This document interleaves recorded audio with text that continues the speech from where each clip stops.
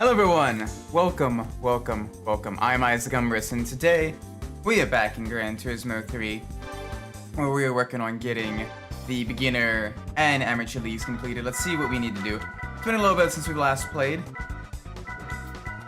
Looks like so we have the beginner league already completed. I think we have the need to get the amateur league completed, which I think only needs one more championship. Yeah, the GT All Stars, which would be a fun one to do. So let's go swap our vehicle into a racing car and then dive right in.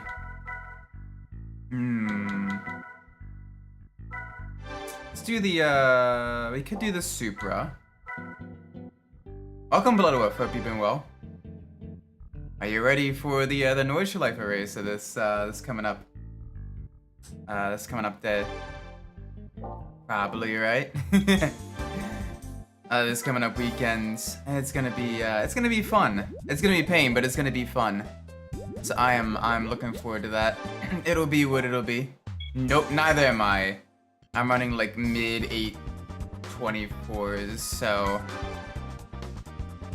time will tell how well I do. Anyway, let's dive into the Gran Turismo All-Stars. This should be a mix of JGTC cars and some rally cars, and cars from across disciplines and everything. And this will be pretty fun. Oh, okay, we do got the C5R as well. So that one might be a little bit spicy. We got everything from rally cars, JGTC, American GT cars, and we got our first race at Laguna Seca. Absolutely love this track. It's a beautiful track with lots of beautiful cars. Swap to a meme car for... Alright, you're gonna be racing the Jaguar. Oh gosh.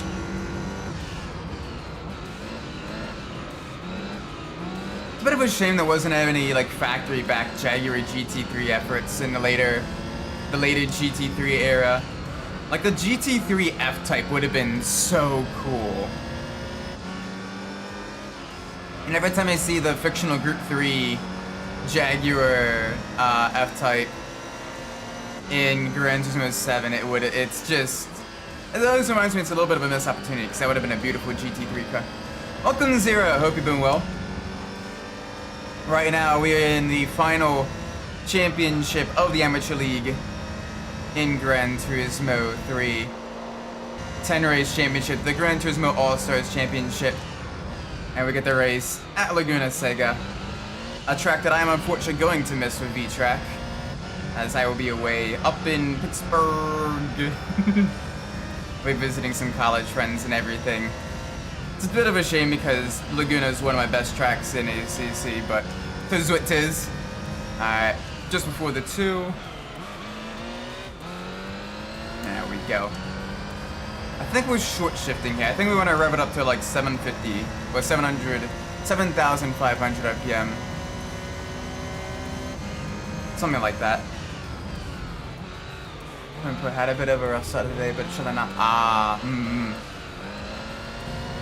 Well, glad you're at least doing a bit better now. Sorry to hear about the rough start to the day. I know my morning, it was a little bit chaotic and everything. Not bad per se, just trying to, you're running around and getting a lot of stuff done and everything.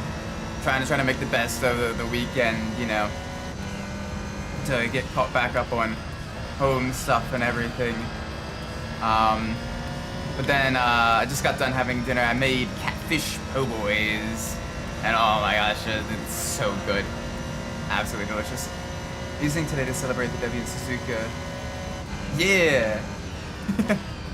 I mean, let me put it this way. I have to double check, but I'm pretty sure even if you were in the silver class, you would have gotten a podium. Like that, you did very well at Suzuka, so GG on that front. And I was looking at the sorting sheet and everything, and going through like the incidents, and unless something like reports something, I think you'll be in the clear for that too, which is good. Oh, that's something terrifying. This is spa practice. Oh my gosh, sideways through Radion. That is fucking terrifying. Yeah, I know during the Track Stars race that Ruby had set up over like winter break, where we raced the Jaguar at Valencia. That was a tough one. Ruby managed to get the car mostly drivable, and from her setup, I was able to adjust it just a little bit to my driving style, softening the rear a bit and raising the front so I could curb hop a bit more, and that actually made it somewhat enjoyable to drive. But yeah, if it wasn't for Ruby's baseline setup that she created, I probably wouldn't have been able to get anywhere close to that. Whoa! Fuck me.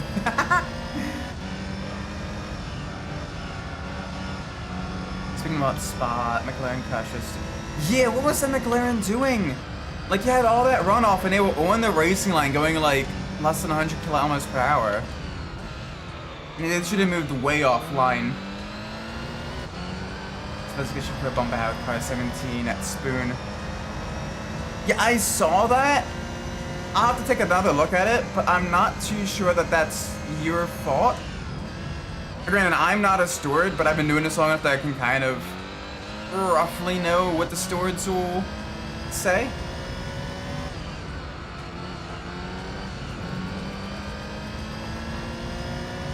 I saw the dude, but after looking at the replay, coming off the wing, whoa! Off the wing from the cockpit, looks like a turn in him. I'm just gonna look at that, because he did kind of come out from nowhere. So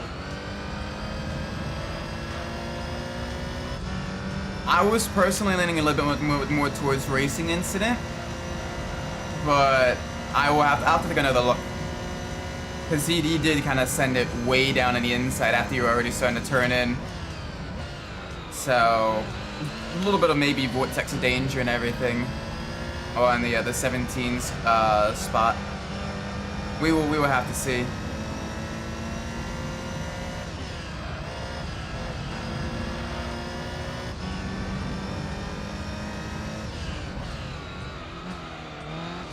There we go. All right, one more lap. One more lap for the first of 10 races. And I'm a little bit sad. I was really hoping that the other JGTC cars would be a little bit quicker here.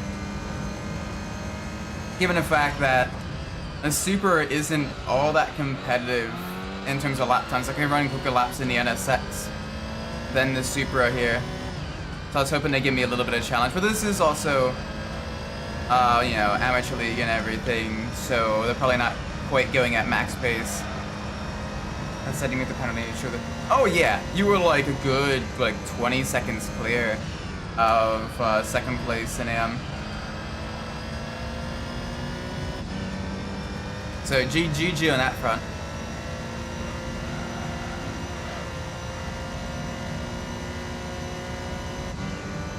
Oh, I love Laguna Seca. This is one of my all-time favorite tracks, and I love it in pretty much every game it's in. I'm genuinely angry at myself that I'm going to be missing the Laguna race, because this is genuinely one of my favorite tracks. That and Valencia are my two favorites. 22 push coming at it. Yeah. Yeah, that was a spicy moment there at the 24 Hours of Spa. And hey, Lamborghini's first win too. Apologize to me immediately after the race. Yeah. And that's probably a good idea anyway, you know. Stuff happens, and it's, even if you're not necessarily culpable and everything, with racing incidents, there's definitely, you know, things that drivers both sides could probably do better. Like I said, he did go for a gap that was always gonna kind of be closing. Like, he wasn't really gonna be making that quick corner without running you wide. At least in my opinion.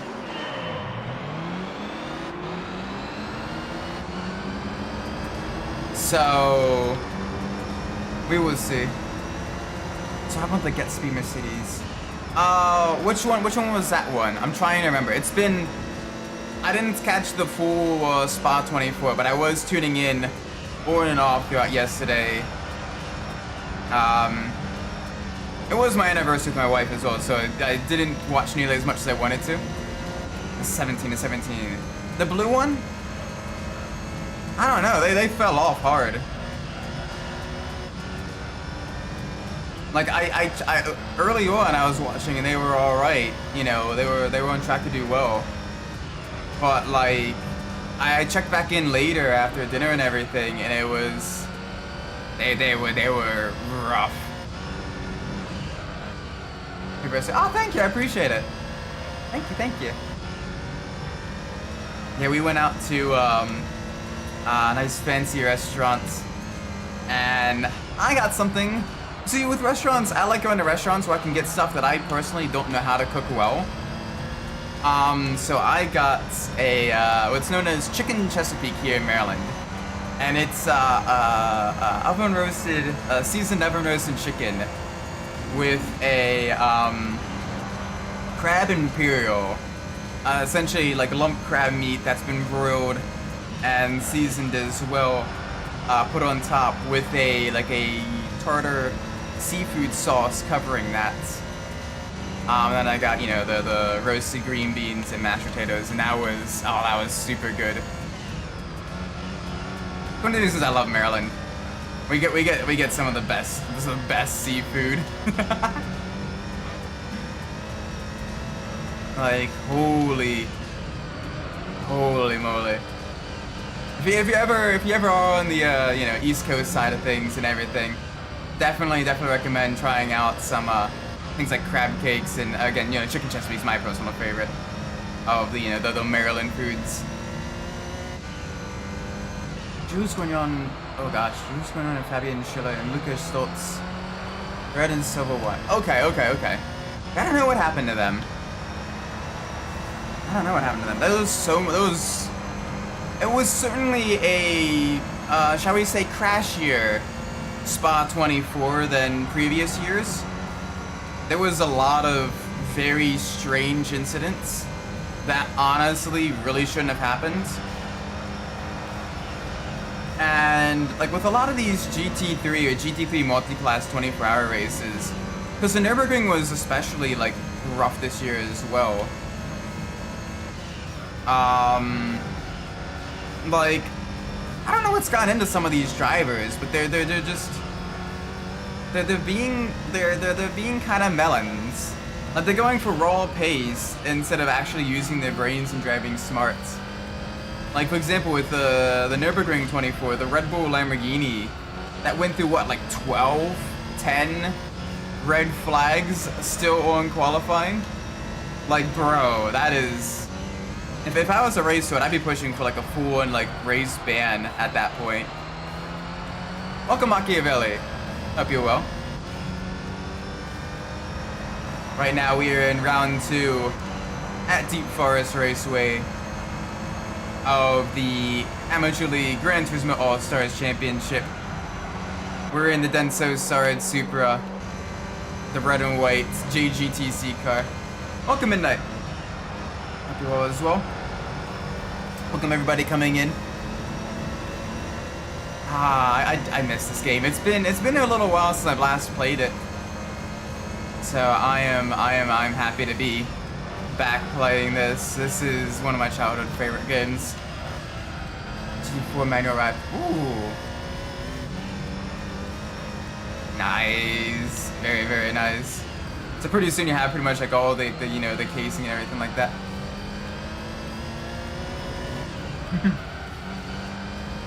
Yeah, the McLaren driver, I don't know what they were thinking. What they did was just very dangerous, and they are honestly very lucky no one got hurt.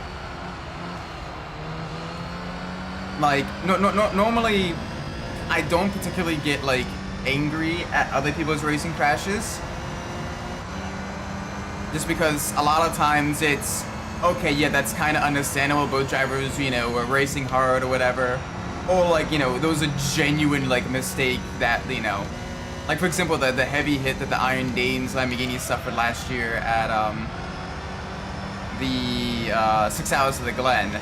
They just barely clipped the wet curb, and it just went around rear first into the barriers and just tore that car apart. Like, yeah, that's an understandable mistake.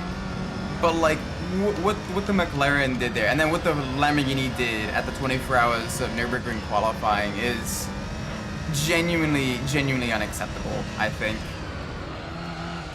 and both drivers should have some serious repercussions for that.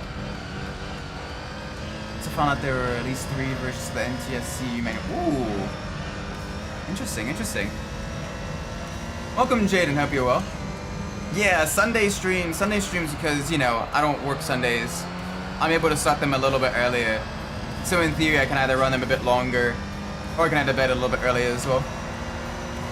Which is nice. There we go, cross the line. Round 2 complete. Give me the money. Money. Nom nom nom nom nom nom nom. Alright, so what's the next race? Where are we going next? What are the GT3 car taking a GT4 out race? I mean, that was one of the other incidents that was interesting, but no, I'm talking about more so... The 2 incidents I'm referring to are the McLaren traveling really slow and getting rear-ended while traveling on the racing line at the Spa 24 that happened this weekend. And then the Lamborghini that went through all of the red flags in qualifying for the Nürburgring 24. Both of them were genuine, what was that driver thinking moments. Like, it wasn't just an unfortunate incident that is completely understandable and a driver didn't necessarily do anything, like, blatantly wrong. It's just wrong place, wrong time. That's racing. That was, like, you have to actively be, you know, turning off your brain to make those mistakes. No. The Spa 24 was a GT3 only race. So it was literally McLaren doing like 100 kilometers an hour, about like regular highway speed, literally on the racing line out of Blanchimont. I think it was Blanchimont. The high-speed third sector left-hander, which is blind, and you know the cars are going through pretty much at full tilt.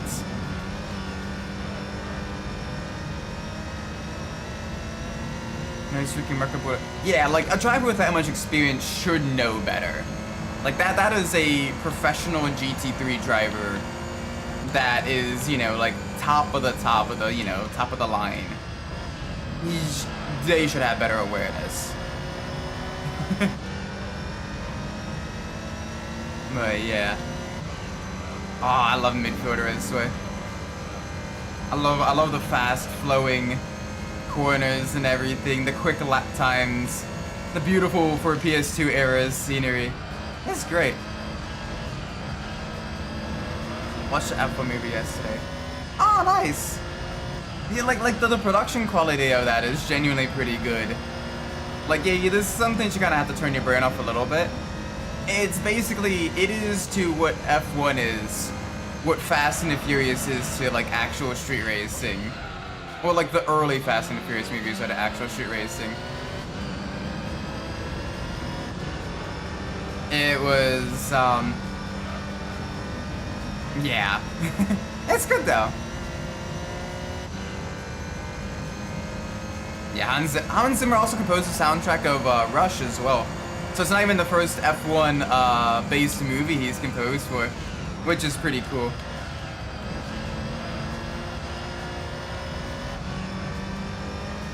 Oh, alright, what are the other differences, Midnight?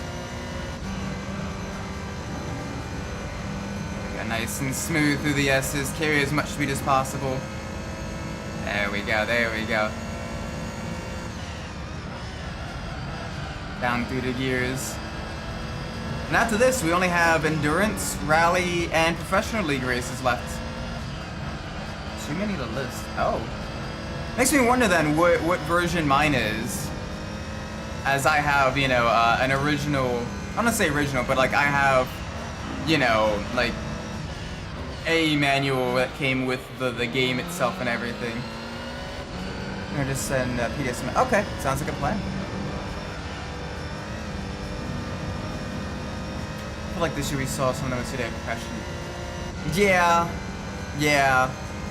Like, okay, I will fully admit, like the 24 hours of Daytona, with the exception of whatever the hell the BMWs are doing later in the race, was pretty clean.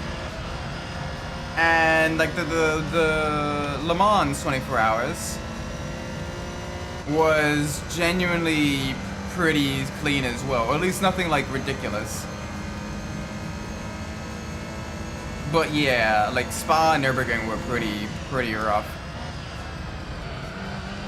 I have the Black Label release. I got it within like a month of it coming out, the game coming out. So that probably narrows down which version I have. Probably did some alchemy to make them good, but in exchange other teams are both binning it. Something like that.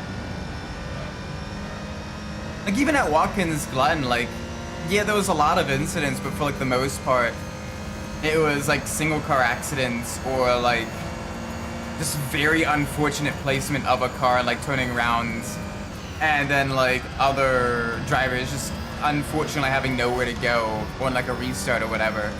Like what happened to that one poor LMP2 heading out of the boots. Although it was strange, I've never seen an LMP2 car lose its front windscreen before. Having it actually pop out is really weird. Although I find it funny though, because I've been to the 6 Hours of the Glen 2 years in a row now. Last year, it started out really hot. And then, like, in the last hour, the sky opened up and flooded the track, resulting in, you know, safety car and red flag conditions. And then this time, the race started, and then within an hour, the sky opened up, creating flooded conditions. Thankfully, no red flag. And then it got really fucking hot. It's like poetry, it rhymes. Yeah, and then also at Nords, you know, it's one of those things where, like, you, what's the word? Like, any incident just gets absolutely, made considerably worse because of the, you know, the lack of runoff area and everything. So I don't like the Nordschleife. It's not a fun track to actively race on.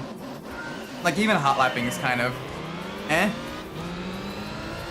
I much prefer the GP circuit, which I know might ruffle a few feathers, but it's just, I don't know. It's not something I particularly like.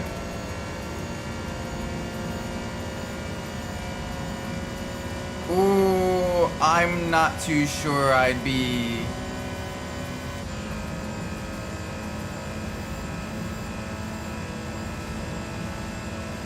Yeah.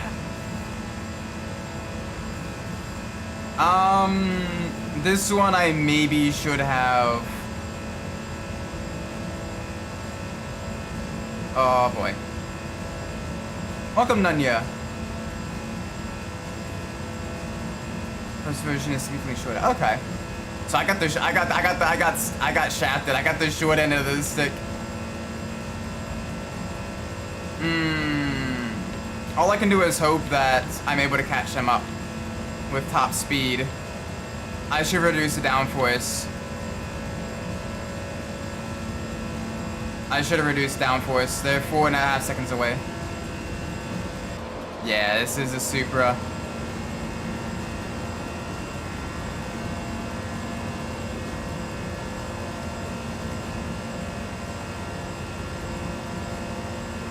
Let's see how far away they are on the end of this straight. So they were 4.2 seconds away the previous time. They are in a draft there, which is annoying. But they do also brake as well. Yeah, the memes, the DNA of the soul.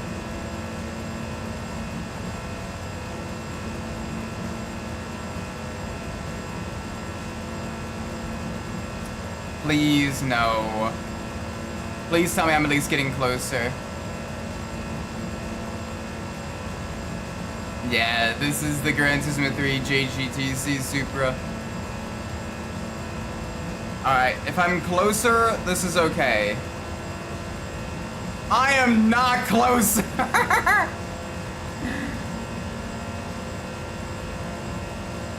I am not closer. I am the opposite of. I am getting further away. Okay. Yeah. We will have to redo that one. With being able to get the adjustments done. Need a bump traffic. I need to get closer to the other cars. The other cars were freaking rally cars. And so while they were able to, because they started ahead, I was out of the draft. Am I reduce downforce? I need to reduce downforce. Yeah. Oh well, I'll get that. I'll get that at the end of the championship. We'll go back and get that one. That way it'll be actually 100% completion for the amateur league. There we go, nice and smooth through here. Oh, hi there, buddy. Hi there, buddy. Alright, I'll take a look at that after the stream.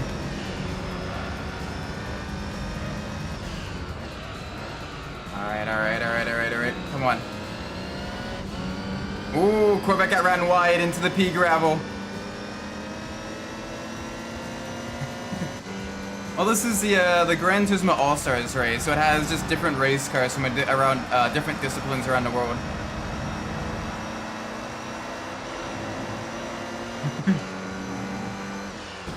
I mean, you know, it's early 2000s, Simcade. It's fun though, I like it.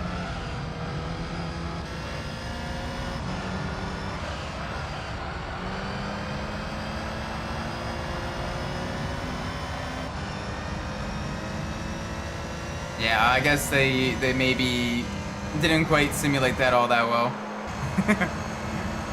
And I'm probably sure like the JGTC cars also have similar errors as well. Or similar error issues. Because there isn't too many, with the exception of Fuji, there wasn't too many like high-speed JGTC tracks in the late 90s, early 2000s. Like, Okayama was pretty tight technical, Suzuka's tight technical, Mines is super tight technical. Like, basically Fuji was like the highest speed track of the calendar, by like a long shot. My PC monitor died, so I got this old OG TV. Ooh, it's bigger too. Nice. Make sure you adjust your field of view to adapt to the new screen size for the sim racing stuff. Otherwise, that'll throw you off really bad.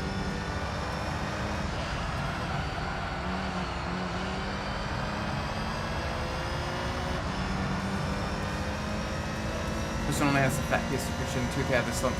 Ah, okay. Yeah, I have the first one then.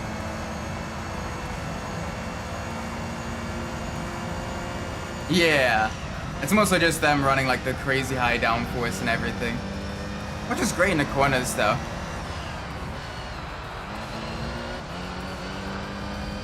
Well, we don't quite know yet. Season's only halfway over, so we will see. Lando might be able to make a comeback, but Piastri might have a late season choke. Teams can still adjust setups in cars and everything. A lot can still change. But yeah, it is looking like Piastri is gonna win it this year, though.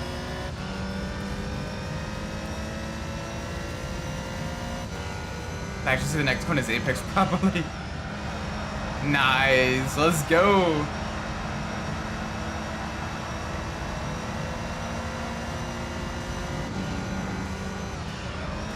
Yeah, this is why we have CFD, because what looks slick to a human eye ain't always slick. And so we always need to kind of look at where it's grabbing the air and everything, where it's stalling, where it's able to produce a downforce and all that stuff. This is why we have the computers to do the simulations. Because the human eye isn't fully great at determining what is aerodynamic and what is not.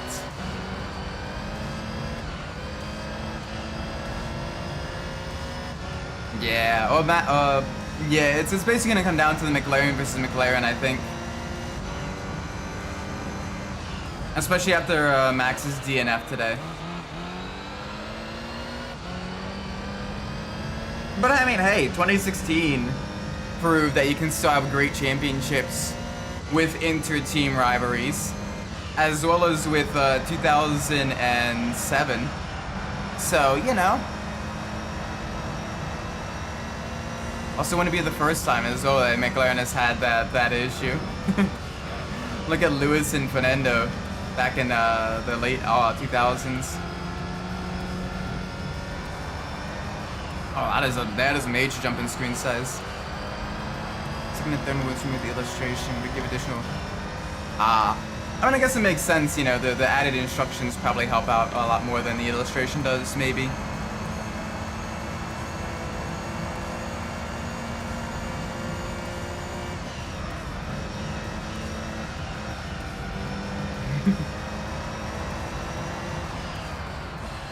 I'll have to double check that.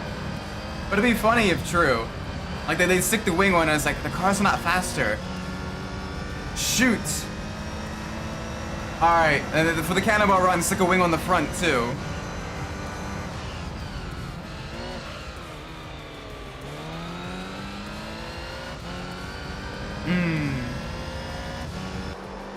Gosh, this thing is beautiful though.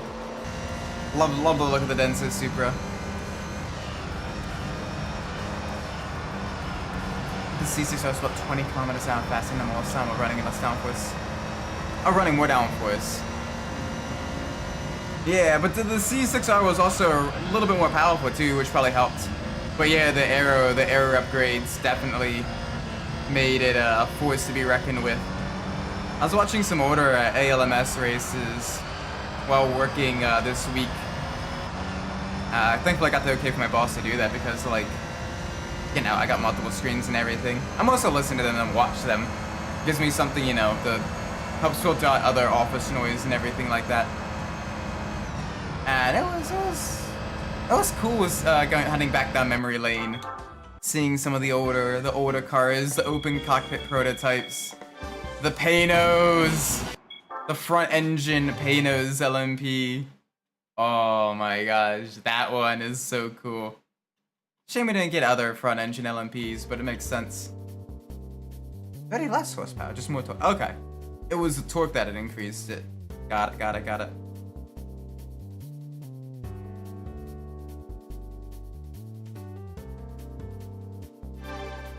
Alright, Rome circuit. This one's a top speed course, but it actually has some corners that I can, you know, begin to get some speed on the other opponents and everything.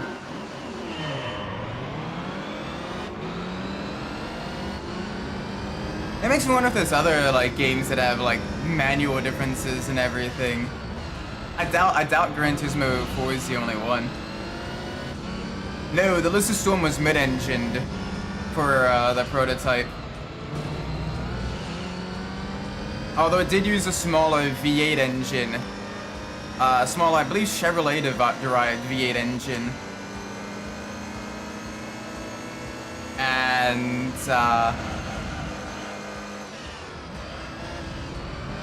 whereas a lot of other opponents use, like, you know, either a turbo V8 or like a V10 or something, or even, you know, large engines there.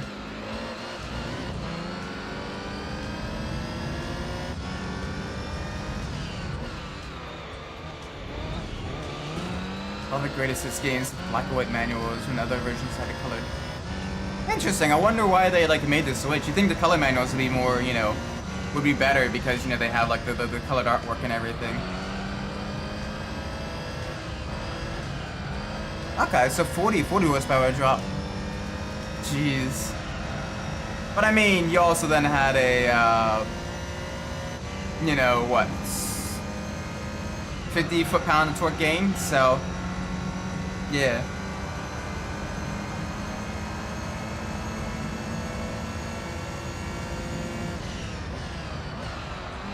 Okay, so it did have the LS1. Nice.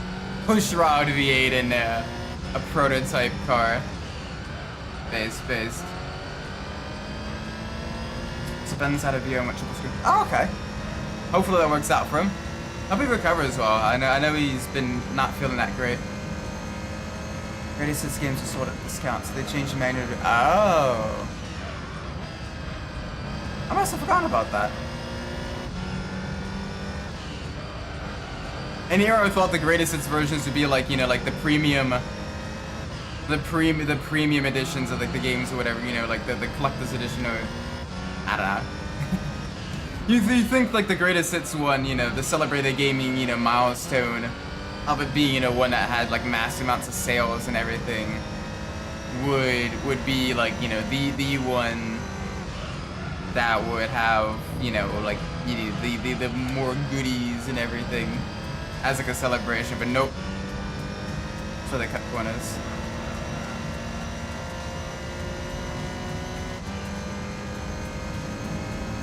How did the Valkyrie sound? It sounded amazing. It sounded genuinely amazing.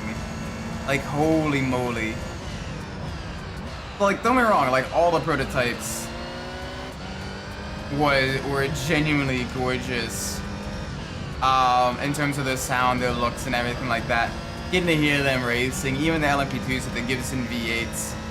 But you knew, even if you weren't, like, actively looking at the track, you know, you were, like, getting food or whatever, or, like, you know, you were quick on getting some shade under the grandstands because you were an idiot like me, and even though you applied SPF 50 sunscreen, you got burnt. You knew when the Valkyrie went by because it just sounded so different than every other car. It just screamed. Same reason you knew when like one of the Porsche GT3s went by. They just have that distinct sound that's different than like every other car. And holy moly, that distinct sound just it's like, you know, like the lead guitar of like a band that's, you know, got like the bass and the drums and everything. The Caddy.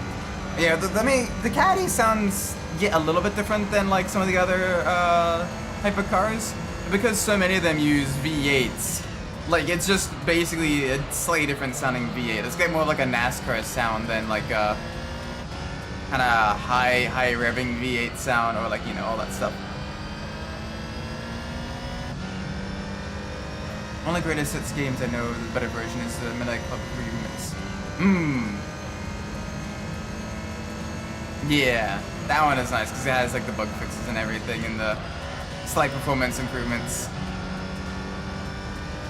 C6O is the first car with direct injection. Yeah, prior to that it was what, like port injection, right? Which is similar to the production car, I think.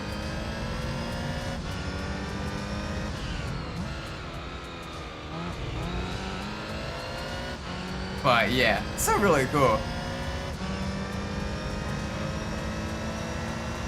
I mean, okay, they do rev high, but like it sounded different. Like yeah, the Cadillac ones were a little bit like bassier, whereas like the other V8s kind of sounded like a little bit more higher pitched. But they both still sounded like V8s. It was just, you know, slighter differences. To add all the stuff in there. Fair.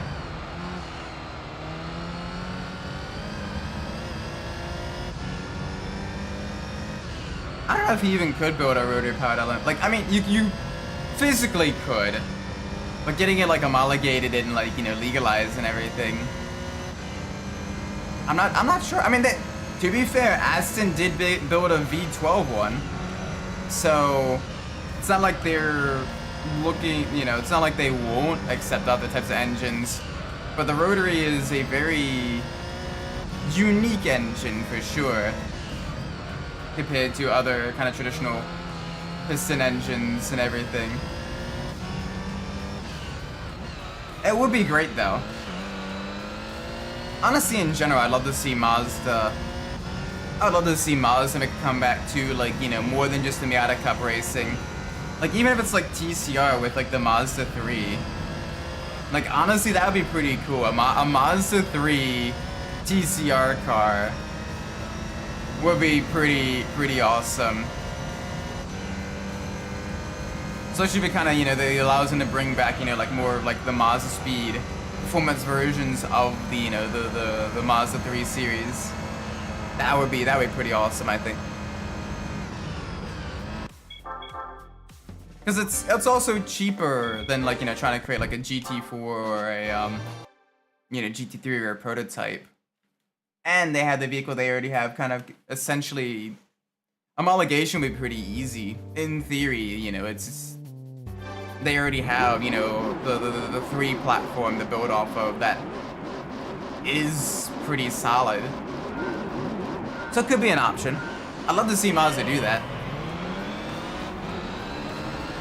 They got a lot of places they can race it as well. LMDH limits are in the tank. Yeah, okay. So the main advantage of like a rotary for that with the high revving nature probably isn't all that advantageous then. Because, you know, especially nowadays, like a lot of the V8s and everything can be revved up to that high or close to it without, like, you know, too much difficulty.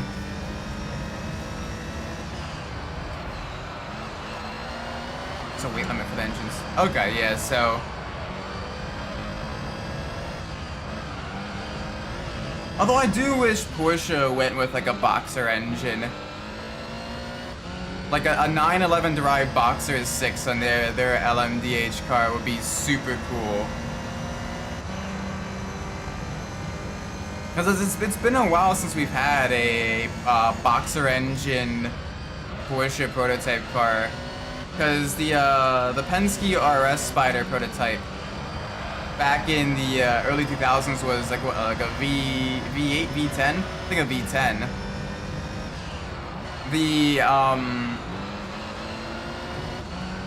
The Porsche LMP1 was a V4.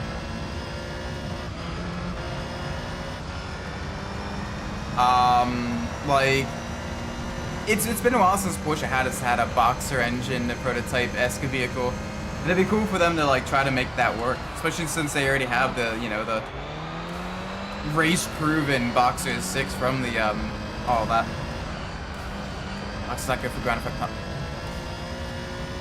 Fair. Still, it's, you know, unfortunate.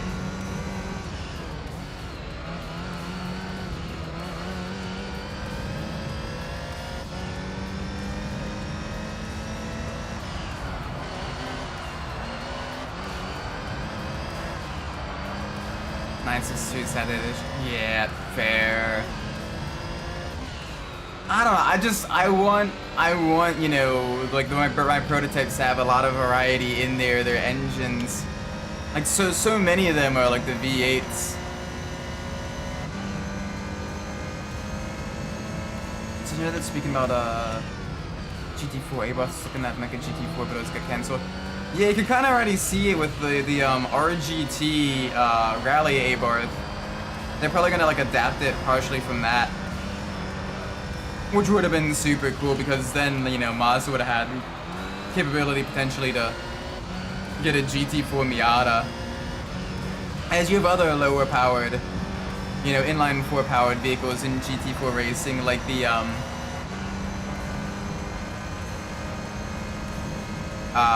what's it called?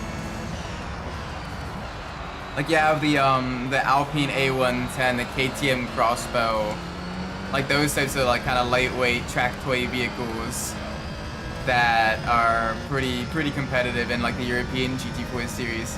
So having a Mazda Miata compete, you know, with its inline 4 upgraded would be pretty cool to have compete in, you know, American IMSA GT4 and stuff, as well as globally. Pretty alright, I think. The Dora 962 to so in a GT class had a flat fours, whereas the 962 had the diffuser and everything. Yeah, okay. It's like Umbras. Welcome for Shelby GT, hope you're well. Welcome to the stream.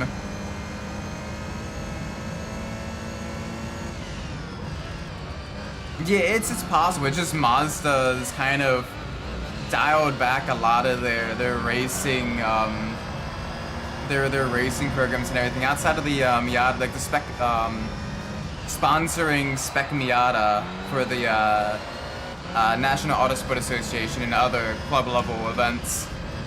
You know, providing, you know, some level of factory support for that with, you know, vehicle parts and everything. As well as in the Miata Cup, the IMSA Miata Cup series, Mazda's not really doing too much in terms of racing. I know. Honestly, I wish Mazda would try to make another TCR car. Like I think the 3 platform, especially with the success of like the Elantras in TCR racing, the Mazda 3 could be a very solid sedan-based TCR car, and would also, you know, be great to kind of market the Mazda Speed 3 off of that. That would be a, you know, I think it's a financial hit. Like Honda is making bank with their N series cars. You know, Honda's got the Type R credibility and everything. Like it'd be cool to see like a Mazda 3 like sedan TCR car.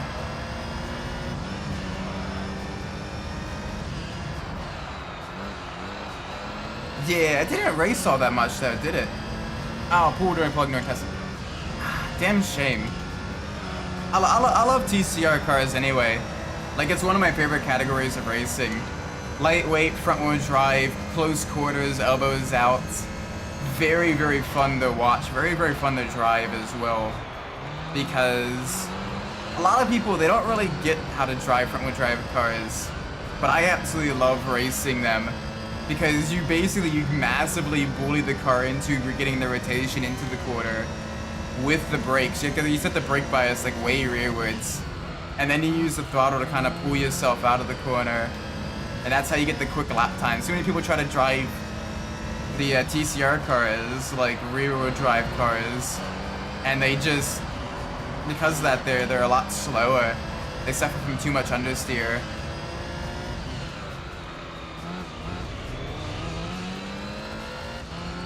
Yeah, the DPI Mazdas was so good as well. I miss them. I miss them so much. I love the buzz of the Sky Active engines on those things. They're just really, really cool. Like, yeah, they added some good variety in the DPI like engines. Like, you had Acura with their V6s, Cadillac with their V8s. You had the Nissans for a while with their turbo V6s that had the crazy blow-up valve sound noise. And then you had the Mazdas with the little buzzy Sky Active engines as well.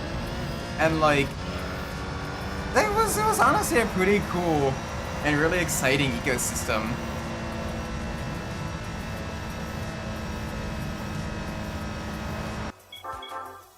Especially compared to like what the older Daytona prototype cars, which weren't that great. I will fully admit they were kind of, especially the Gen 1 Daytona prototypes, they were pretty rough in the early 2000s. They looked kind of ugly. Miss Audi in WC. Yeah. I miss Audi in GT racing. Like, it feels so weird not seeing like the Audis in like GT4 or GT3 racing when they were so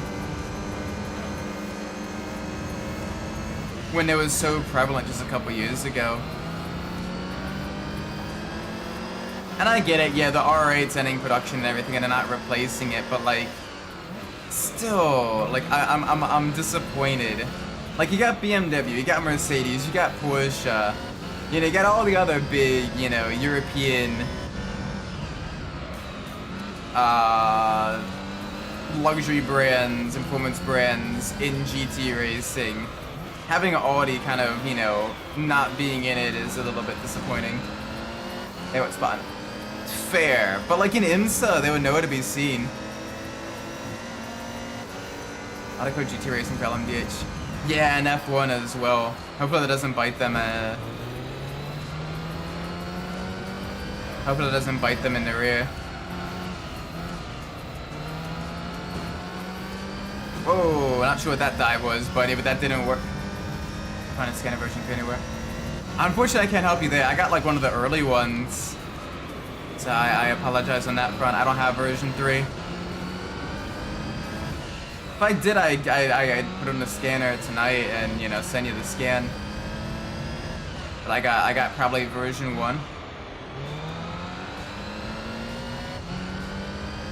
Yeah. Bit of a shame. I always liked Audi in sports car racing. Like they were the kind of a staple, a mainstay and everything. It's also why I'm kind of sad to see like you know, Acura kind of killing their NSX program. We need a Maserati GT3, GT4. Yeah. Like they've proven the engine can be reliable and make good power in the Maserati GT2 with the MC20. If they want to trial out like a GT4 program after that, that would be pretty cool. And then if that goes well, then they can, you know, do the GT3 with the most, you know, the more advanced aero. Although they probably have the biggest difficulty in the GT3 because they'd be basically in direct competition with the Ferrari 296 that the MC20 is kind of based off of. And Ferrari don't really like that kind of competition. Yeah, they were very, very, very good. And I mean, granted, in the sim, I don't like driving the Audis all that much, but I'm not gonna pretend they aren't beautiful cars. They sound great, they look great. They're just not a vehicle I particularly like to drive. As, I'm more of a front-engined, guy. I love my Mercedes, you know, AMG GTs, we Aston Martin V8 Vantages in GT3 and GT4. I'm not too big on mid or rear engine cars. At least not in like the, you know, Simcades, yeah, I'll drive mid engine cars and be alright. But in the Sims, I love my front engine vehicles. I'm both version 1 and 2 in Winslet, but not version 3. I mean, if you have an account there, can't you make a comment maybe requesting version 3? Alternatively, if you have like a GT Planet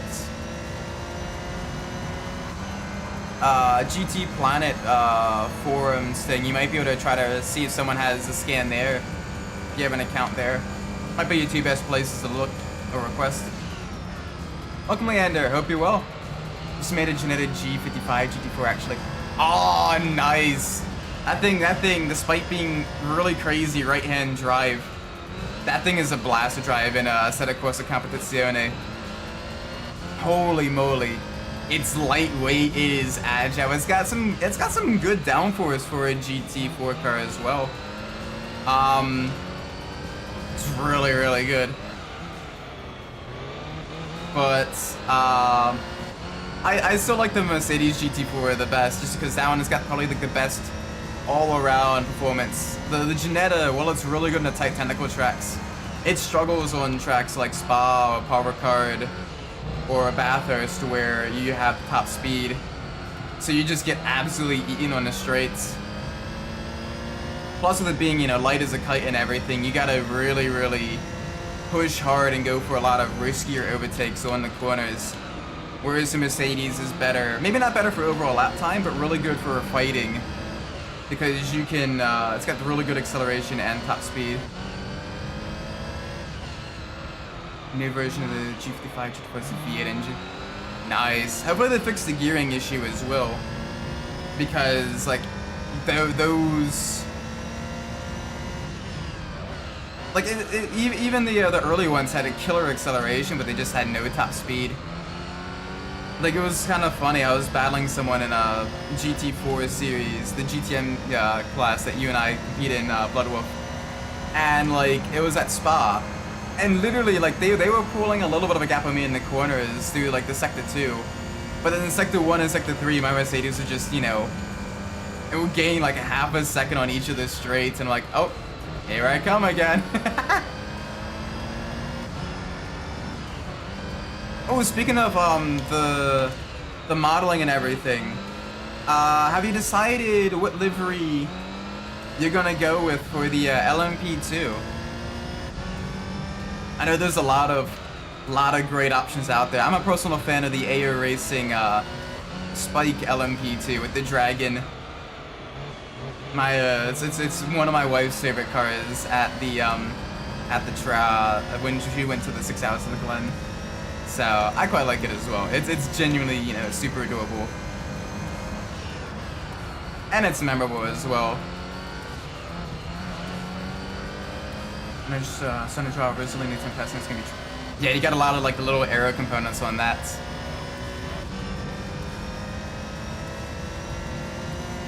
You muted V. Yes.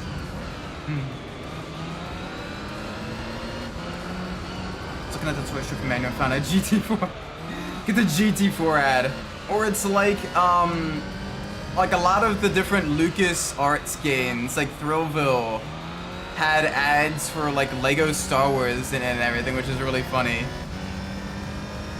And vice versa. Like I think like Lego Star Wars had like a Lego Indiana Jones ad in it, which is pretty cool. No, they haven't even looked. I only knew it existed from Stories Arts. Okay. Let me know if you want any recommendations, because there's some really good options out there depending on like what series you watch, whether it be IMSA in the United States or WEC or all that stuff. There's a lot of great Orica liveries. Outside of Spike, I also really like the United Autosports LMP2s with their red, white, and blue colored cars. Those ones are really nice. Simpler, but also really, really awesome. Yeah, spending a Genoa with the Glen race, you know, it's frustrating. Yeah, because the Glen, you got a lot of downforce and everything, so through like a lot of, you know, the mid and high speed corners, it's just able to, you know, pull a gap where you need to brake. It can go a lot deeper into the corners. But I'm looking forward to battling with Biggie at Indianapolis. I think the Mercedes and my Mercedes and his Ginetta will be pretty evenly matched there, because my Mercedes, I can curb hop a lot better.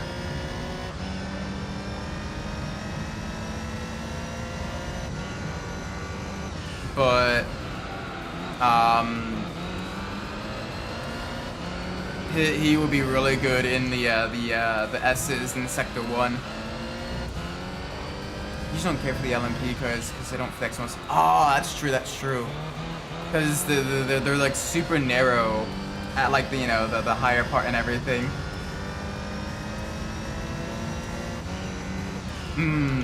That is a bit unfortunate that some of like the X-Mod chassis don't allow you to, you know, create some of the more like aerodynamically advanced cars and everything. Advanced, I guess, aerodynamically complex vehicles. It kind of limits your choices more towards like the GT style race cars, rally cars, and then road going cars, which is a little bit unfortunate. But hey, I mean, you do have a lot of GT3 based cars that if you ever get into wanting to start making some of those, you got lots of options there too, which is really cool. Yeah, believe it or not, there's an X-Mod market that's pretty. Oh well, Radio Shack's gone under and everything. There's still a lot of people out there that, like, you know, are either making like reproduction parts or, you know, kind of doing like their own thing to kind of keep it alive. It's pretty awesome. Latest OEM LMP for the Mini Z is a Toyota GT1. Oh, nice. But yeah, that does kind of show how limited the market itself is. So you gotta really, you know, work to make, you know, other stuff fit. And you gotta do a lot of, you know, like the 3D printing like you do, or like the resin casting that I've seen some other people do. So Yeah, I still have one of my Xmod Streets. It was the Corvette. I still got that packed away. I know there's a couple other people in my neighborhood that are like do like RC car races in the larger parking lot by the baseball field, and they have like cones set up and everything. And I've taken my Corvette, you know, the mini Xmod Corvette there, and it's been fun. It's pretty much the stock Xmod and everything. But it's still nice. I like it.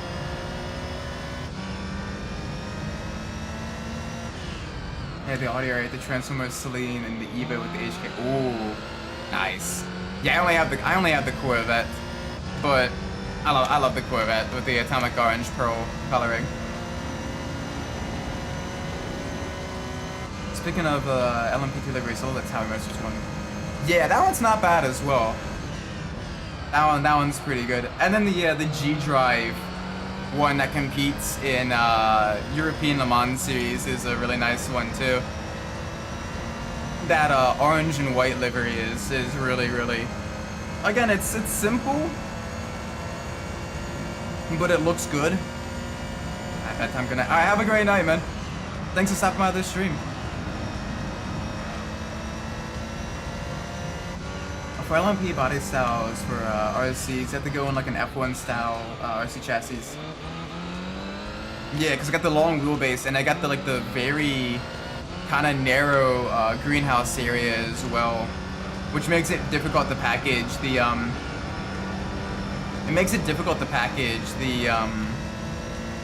what's it called? You know, a lot of electronic components and everything. Yeah, you gotta kind of, you know, move a lot of things around or shrink things down. So the Mini Z F1 fits the GT1, 962, etc.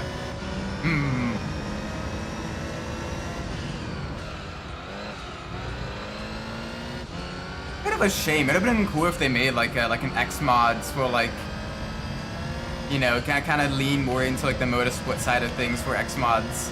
Like, could you imagine like X mods but for like the early 2000s F1 cars?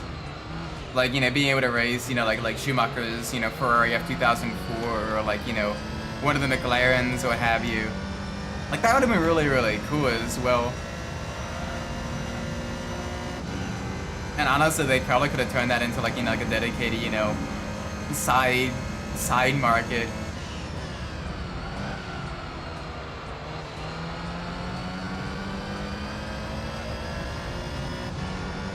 Also through the X mods or an aftermarket chassis with lithium batteries. Yeah, I've been kind of starting to look into some of like the X mod upgrades things in it as well. But I just haven't had the time to really, you know, do that. I've been busy between work and, you know, streaming and a couple other projects around the house. It's been one of those things where it's like, I haven't really had the time to really, you know, do a lot of the tinkering with that. Ooh, nice. Put on some like lower grip tires as well, so you can do like almost like the rally style slides.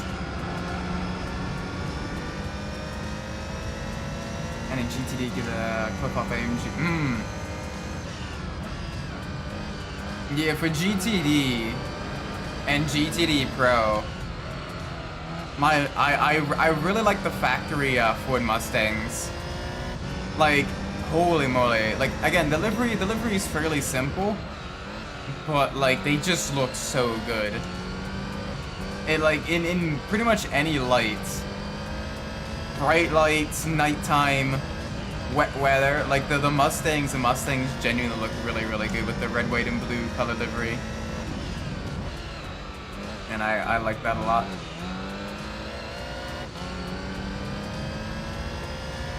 Outside of that, I like the Van der Steur Aston Martin GT3 and GT4. Fun fact about the Van der Steur Racing is they're actually based not that far north from me. They're in Havre de Grace, Maryland, which is like an hour north from where I'm at. Which is really cool. I essentially have a home racing team to root for. It's on a powder slide, that's going with powder tires. Nice. Honestly, if you can get like a rally car body for that, you could probably get some really cool like action video or whatever, or you know, or really kind of, you know, pretend, you know, it's like a rally stage or whatever. Set up a rally stage in your living room with carpet and some like obstacles, or like do like gymkhana or something. That'd be pretty cool.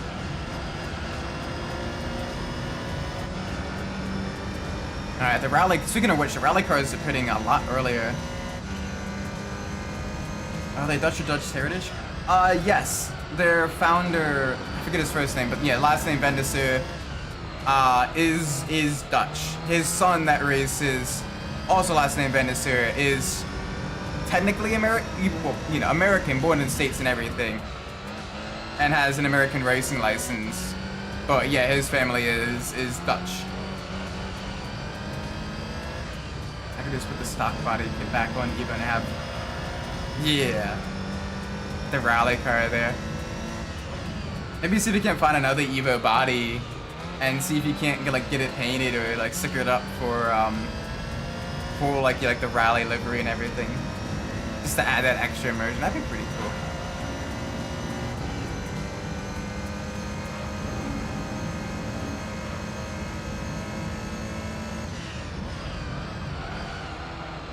Okay, a little bit wide there, a little bit wide there. Alright, one more lap. Let's do this, chat. One thing I do like about the,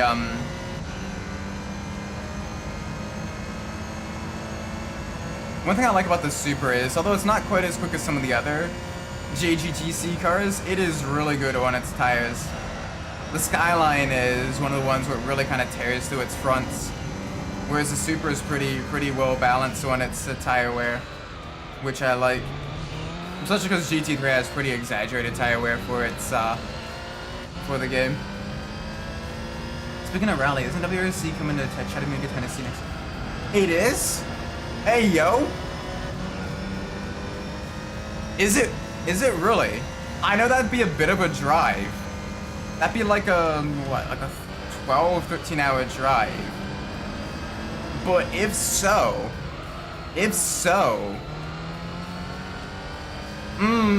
that is tempting.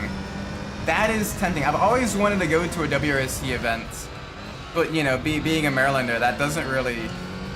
We don't really get rally here in Maryland all that much. Even the American Rally Championship doesn't really race in Maryland. So that would be super cool to actually go to a rally event. Yeah. The Skyline is a lot more front heavy. Funnily enough though, in Gran Turismo 3, it's still a bit quicker than the Supra overall in terms of lap time. But it just chews through those front tires. Whereas the Supra is a lot more balanced. The NSX is even better for tire wear, but the Supra is not bad. Plus with the Supra, you get the fun turbo blow-off valve sound from Gran Turismo 3.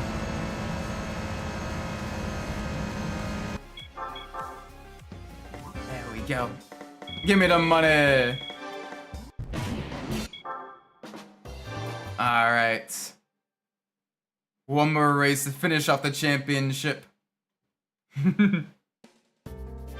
And of course, it is a great way to finish it off at Tokyo Route 246.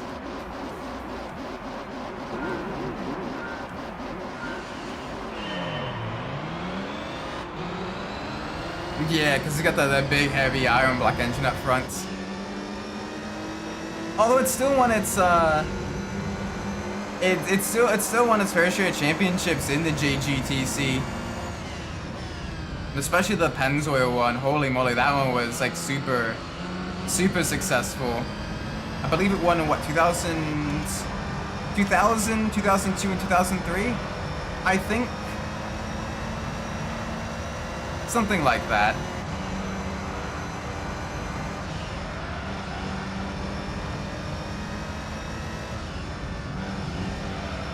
Yeah, all the JGTC cars though had their engines lowered and a lot, well, except for the NSX. NSX had its engine just kind of lowered, but you know, not that much moved one way or the other because it was already mid-engined.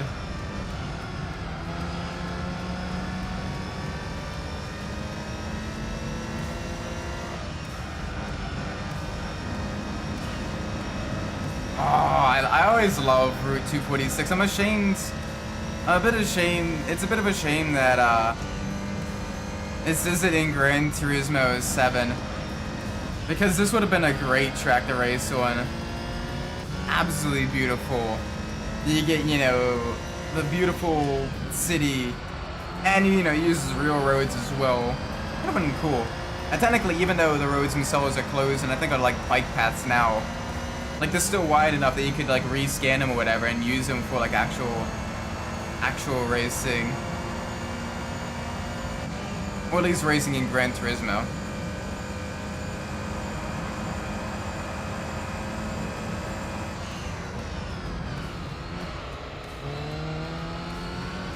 Also, the finalization of the 2026 calendar, including the US events, is pending approval from the FIA. Hopefully. If so, I may genuinely have to take a trip out to Tennessee to watch that. I have never, like, I've watched NASCAR, I've watched IndyCar, I've watched lots of motorcycle racing with Motor America, because Jersey Motorsports Park is so close. I've watched, you know, lots of IMSA and everything, and even back when it was the American Le Mans series, I've watched that. But I have never seen a rally event, or even like rally cross events. So I would love, for my first time, to go to like an actual rally event. Same, I'm not sure how safe it'd be for someone like me down south. Oh! Someone like me down south.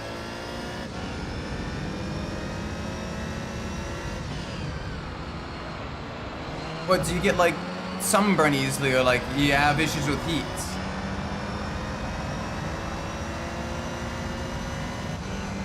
I don't see a Rally 1 curving through gravel. Yeah, for real. Or even on tight, technical, like asphalt sections would be cool as hell.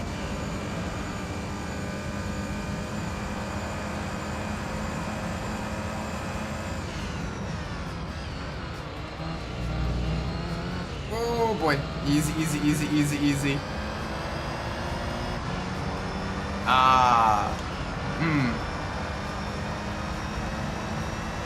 don't know, I've been down south quite a bit in like places like Georgia and Florida and stuff like that.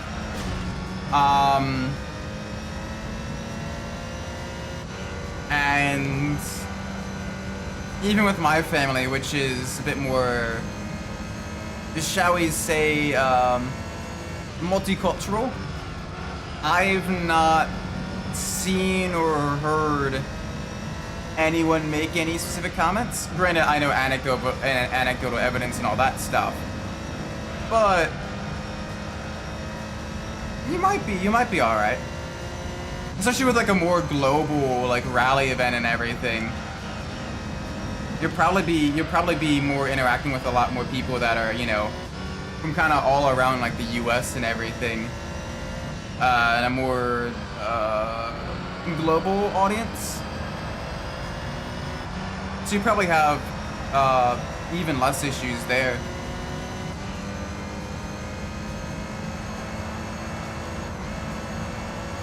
But I mean, again, speaking only through anecdotal evidence and all that stuff. Alright, oop. Down to the gears. 2 more laps to go for the final race of the championship.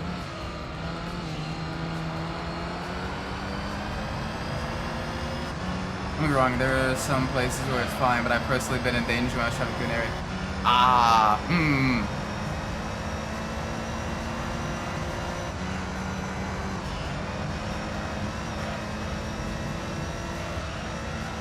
Yeah, no, Yeah, I've had some some sketchy moments as well.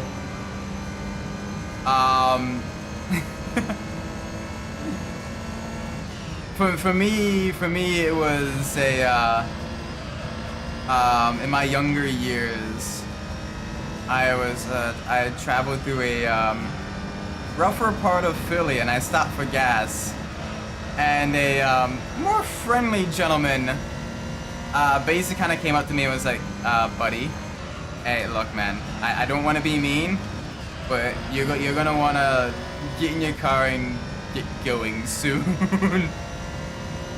There are some people that have been like eyeing you up since you got here, and they're not looking to be friendly. I'm like, oh, okay, thanks for that heads up.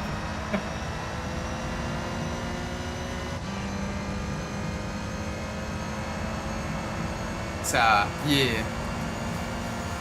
Oh wow, they got the ARA involved in it as well. Sweet.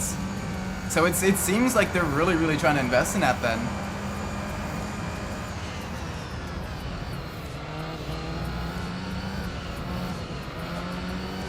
Hopefully it goes well. Be really cool to see. I wonder what they'll do. I wonder what they'll do for the super special stages and everything. I'm not too familiar with the like Tennessee or the Chattanooga area, so I'm not sure if there's like any kind of like stadiums or what have you that they could do, you know, like the super special stages. Maybe they can close off like a section of the city, like a tight urban section or whatever, and like host like the super special stage there. Like that would be pretty cool. That would honestly be really cool. Hey yo, when was the demo event? This is the first time I've heard about that.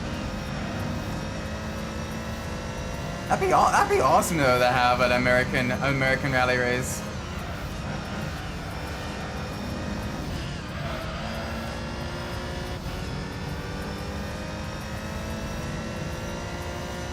Alright, if they are that serious about it, that is awesome. And the fact that it's a multi-year contract means I am definitely gonna try to save up some PTO, and that way I can go maybe not next year, but maybe like 2027. Then that would be super cool. That way I can kind of see from the distance what the 2026 version was, what people recommend doing for that and everything. That way I can kind of have like a travel guide for the 2027 one. That way I know exactly where to be, when, and it allows me to get the kinks worked out too. That'd be smart, I think.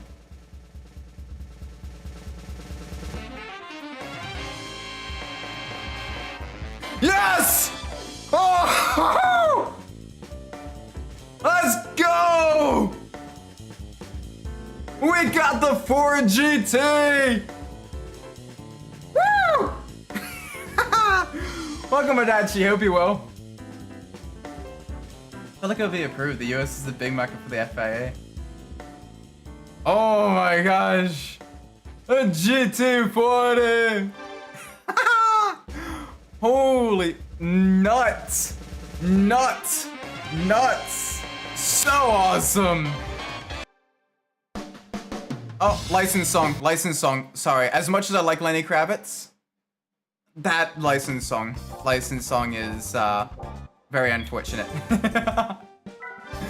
Oh my, we got the GT40. We got the GT40. GT40 gaming. Yes. I think I got the modded R30. Ooh. Very nice. Corey, welcome to the stream. Hope you're well. Alright, let's make sure we get the actual final event done of the this, as we had the DNF from the test course one. I gotta get my way. Yeah, I like that one, but then the credit song was again the Lenny Kravitz, which is a bit more kind of like a slower. Actually, it's kind of like a love ballad, but it's genuinely a really great whatchamacallit, a really good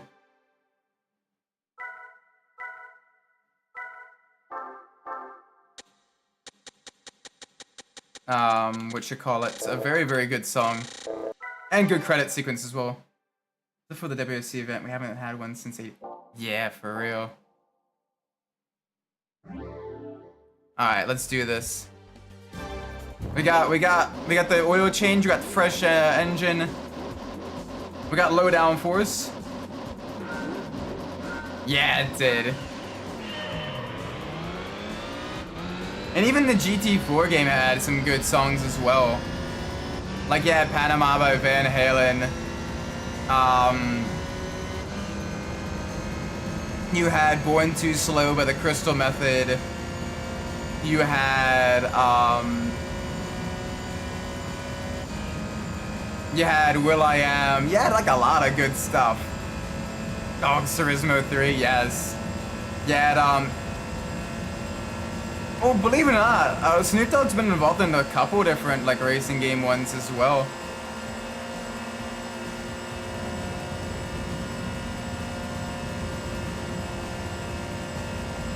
Like, he did the remix for Riders of the Storm for Need for Speed Underground 2, which is really, really good. Alright, we do have a higher speed now with the lower downforce. The downside is they are still quicker because they are drafting each other, which is a little bit annoying. But we're only 3.4 seconds behind. And we might be able to actually gain.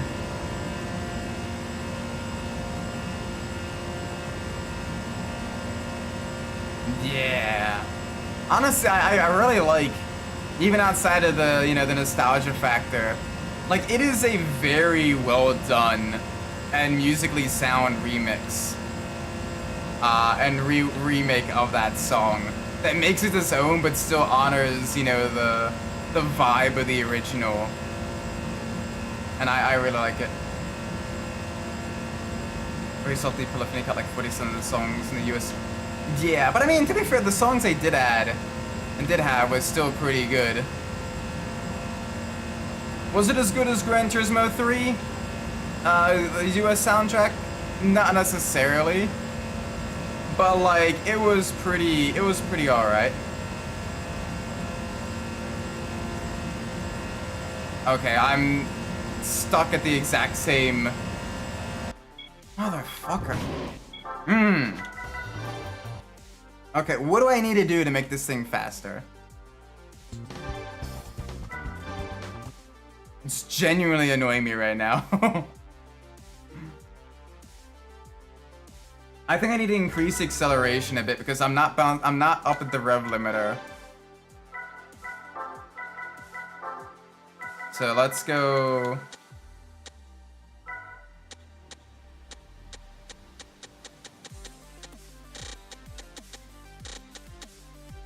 Wait, that's... Alright, let's go. Yeah, there we go. That should make it a little bit better. Lower downforce, better acceleration, better pizza. Isaac Umbras.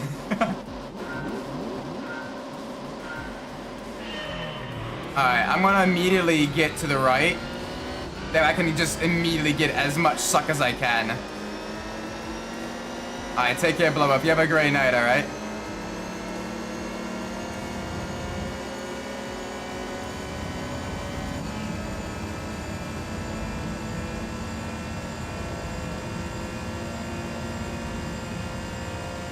You know what? I got an idea. The listed will be my bump buddy. The listed will be my bump buddy.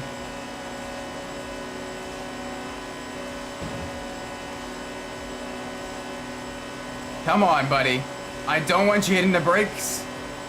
You and me are gonna work together. This is how we do it.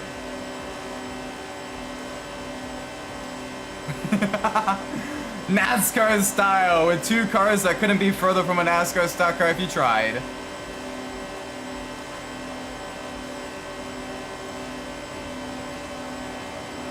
No, the recipe for a good day is always a good sec. Hey, yo, but you're not wrong.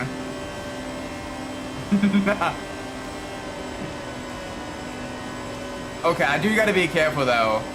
That rev limiter cutoff is pretty strong.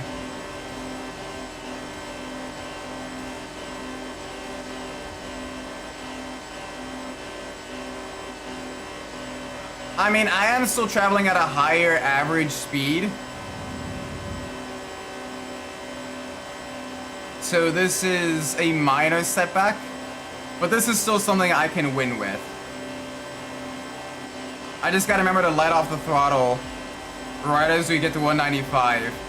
I gotta control it better than the fuel cutoff does, because the fuel cutoff is absolutely ridiculous. So if I can keep it at like 195 or just below that, that way it doesn't cut me off down to like 180 like something. I'll keep up my average speed higher, and this will work out.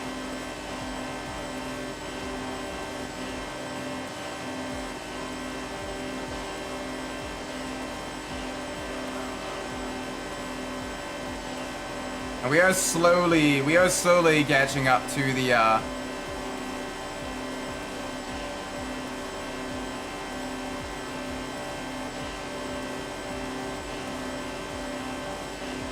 we are slowly catching up to the Penzo and the Raybrig NSX. I'm not sure if I want to stay bump buddy to the Lister, because the Lister has a really good top speed. It's just slower in the corners because it's heavier weight. So I might try to go with the NSX. Because you see just how much top speed that Lister has once it gets into the draft of the JGTC cars there in the front. Which does make it a little bit tricky now.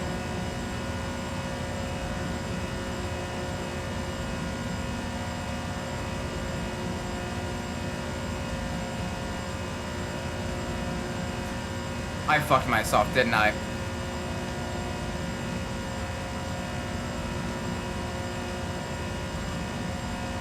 I fucked myself. Damn it!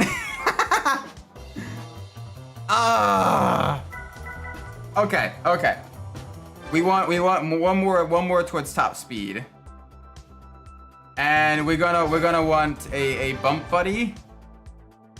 And then we are going to want, what else?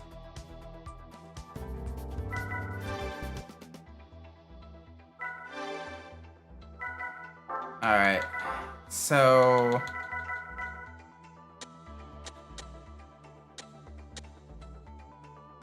yeah, let's go there.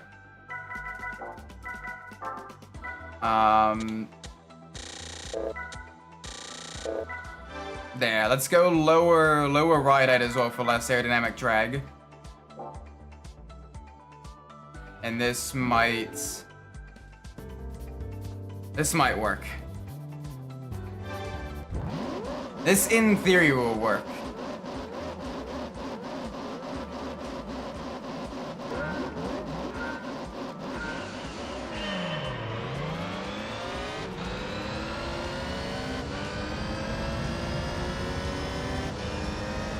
Alright, the Calibra does have the better acceleration, which will allow it to pull ahead of me just a little bit. And then I can use that to slingshot myself to get up with the other group. Because it does have worse top speed than a lot of the other cars.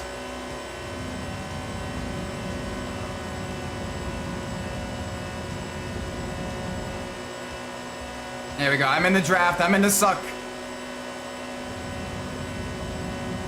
I'll make it back in time. Have a good night. All right. Sounds like a plan. Thank you for watching the stream, man. Thanks for stopping by. Oh, the downside for this one is they're all working together. kidding me?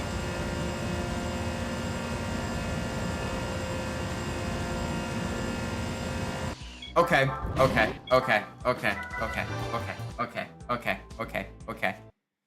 Ah! You know what? You know what? You know what? That's fine. That is okay.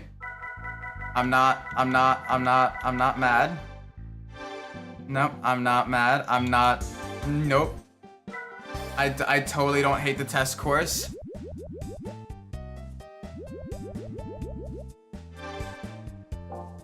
I don't hate the test course. What are you talking about? I'm totally not gonna use a V10 powered monster to blow the rest of those idiots out of the water. Nope, not at all. I don't hate the test course. Alright, let's do this. Sometimes there really is no replacement for displacement. This is one of those times.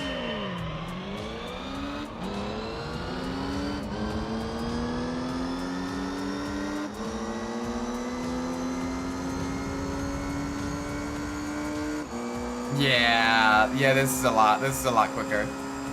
I'm still in the draft of the cars ahead of me.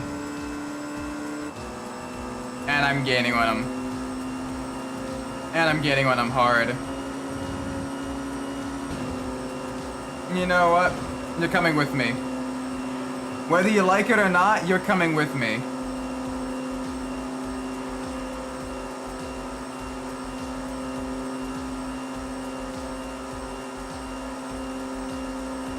There we go. In the draft, in the bump draft.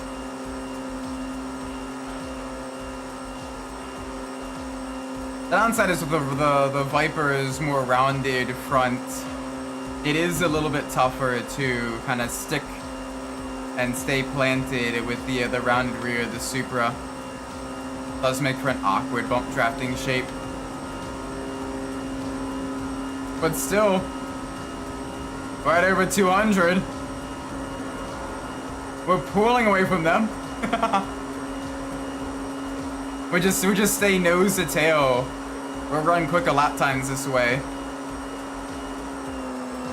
If you'd stop hitting the brakes, you got the downforce, you dingus.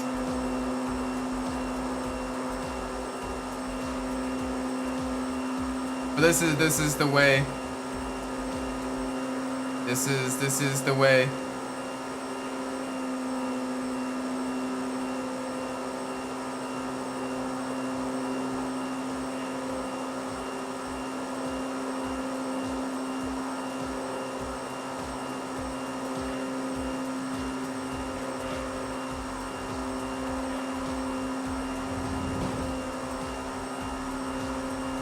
Come on, come on. Here we go, here we go. Let's keep this going, let's keep it up. Full send down the straightaways. Honestly, the fact that the AI like the brake for the corners at the test course when you're bump drafting them is what made the one slipstream battles mission in Gran Turismo 4 is such a pain in the ass. Because the concept is there. You just get behind one of the other skylines you're drafting and get to the final skyline that's way ahead. Just tandem draft each other. But like, they keep hitting their brakes, which not only gets you to bump them and gives you the 5-second penalty, but also, you know, is just a little bit annoying. Because it slows you down and makes it harder to catch up the other skyline. When in theory, if it was 2 human players, they'd be able to get it done like super easy and be like miles ahead of the other skyline within the laps needed to catch it up. See the skyline? I did see that. That's pretty cool looking. Looks pretty awesome, actually.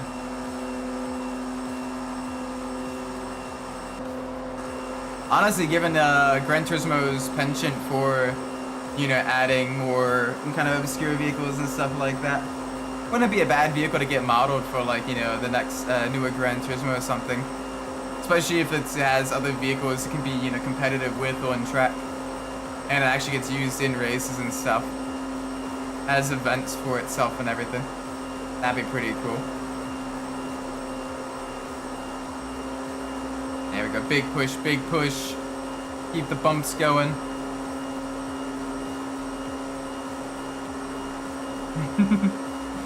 This is fun. Like we are steadily pulling the gap to the rest of the field there, to the point where they likely won't catch us as long as we keep doing this. Oh, okay. Well, he hit the brakes way too hard there. So thanks, buddy. You broke the tandem. See if I can't get him to the slipstream back up with me. Which competitive front-wheel drive car should I buy on Gran Turismo 2? What are you looking to use it for?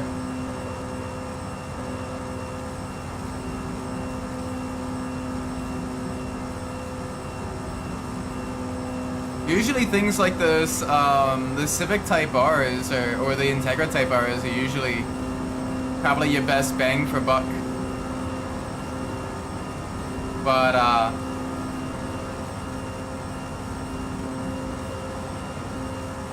yeah, that'd be my recommendation, is getting a Civic Type R or Integra Type R and upgrading that for some more power, lighter weight, and better traction.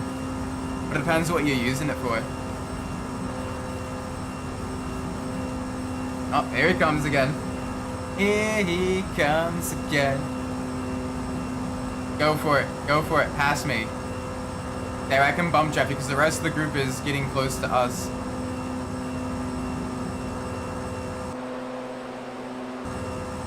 You're going to be up alongside me again. Okay. That's fine. Gonna make an overtake. Make it stick.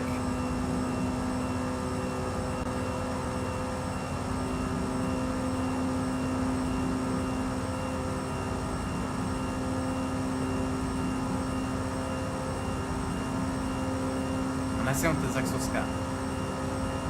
What, for Gran Turismo 2 or?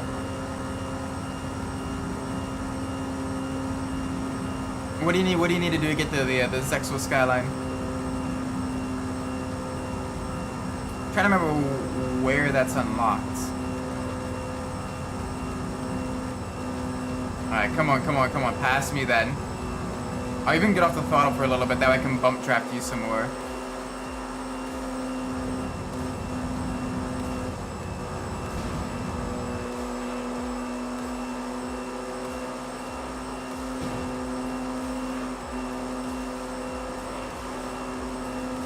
There we go. All right, we're back in the slipstream again.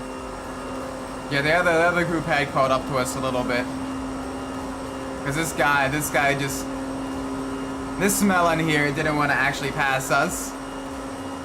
So now you have to be ahead of us. Now you have to be ahead of us.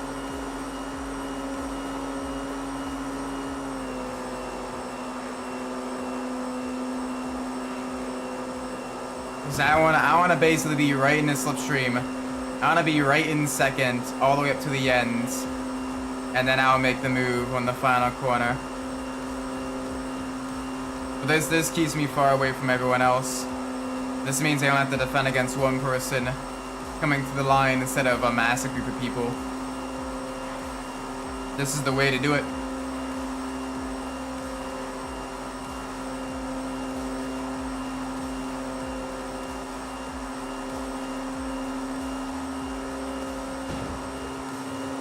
Go. Nice little nudge.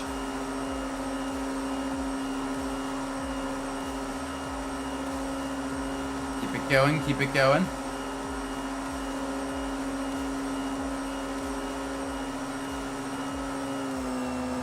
Alright, a little bit of a break there. Not sure why you're doing that, but that's alright. Let's keep going, let's keep going. Not much further, not much further. Give me a bump. Another bump. More bumps.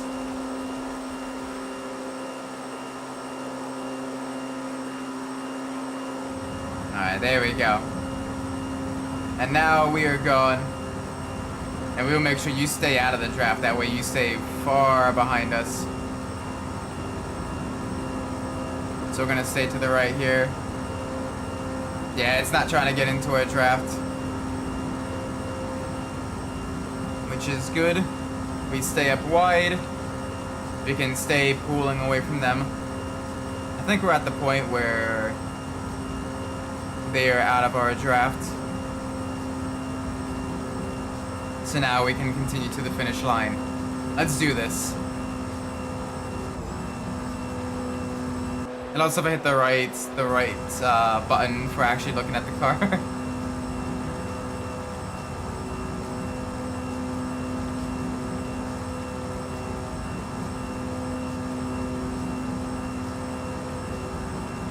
Alright, come on.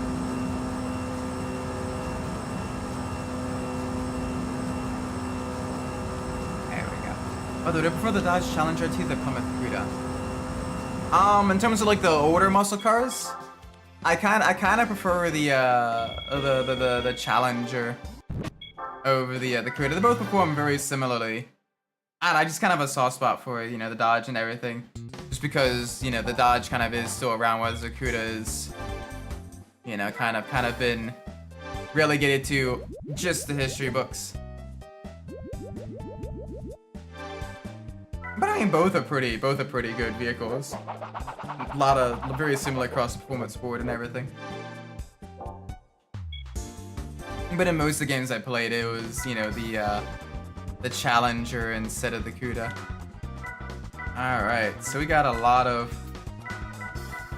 some solid options here. All right, let's see what do we got. Okay. Got that. We got lots of rally racing. So you know what? Let's go get ourselves some rally cars. And let's do this. Let's do the rally event where we can get some fun stuff. Alright, let's do this. We can use this to get another vehicle that'll help us in the professional league. That might be a good spot to have some fun.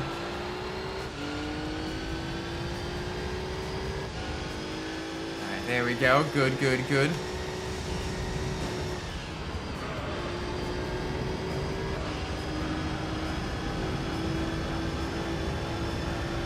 Nice. There we go. Easy around the corners.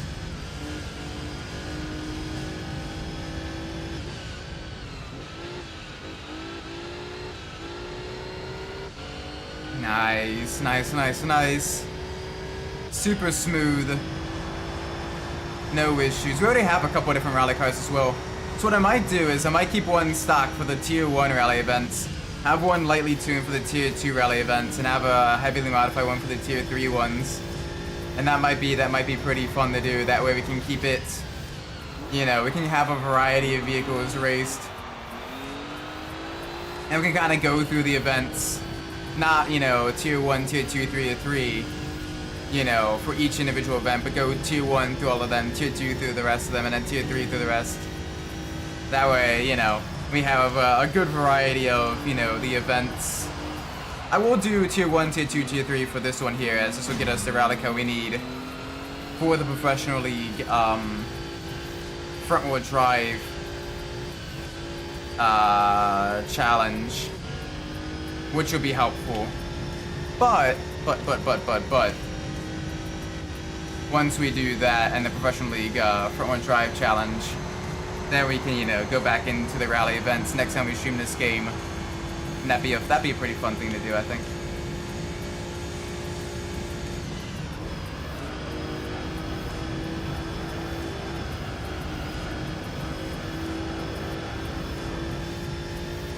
Okay, back to the right. Yeah, even mostly stock, this is actually pretty competitive. Like we're pulling a pretty big gap on the Evo. So I will happily take that.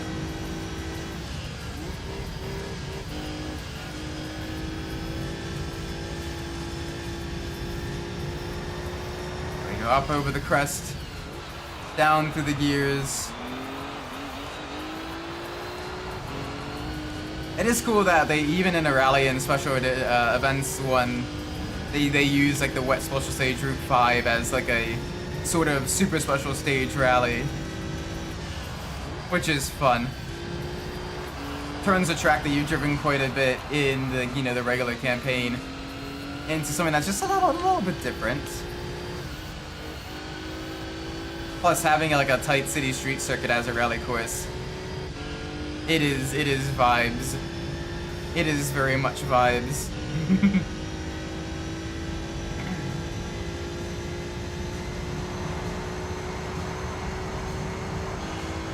And there we go, across the line. Boom! That's the first one down. Alright, let's switch to a different vehicle and get that upgraded to level 1. And then do the tier 2 race.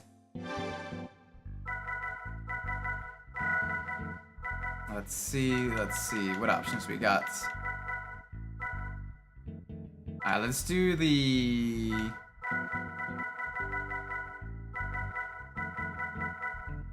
So let's see, yeah, I think we only have... Yeah, we do have only 3 rally cars, but they are different enough. So let's get this one, the Evo 6.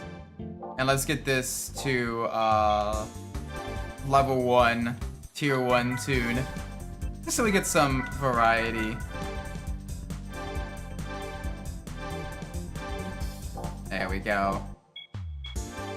This would be nice. I don't want this in Amateur League. I want this in the rally events.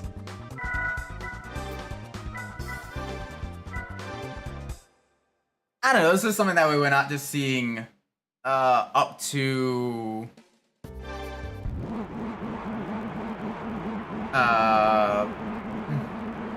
15 laps of the same course over and over and over again. This makes it at least a little bit different.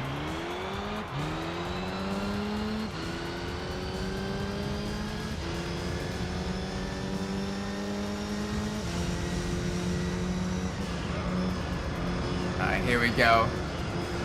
Nice and smooth through the corners.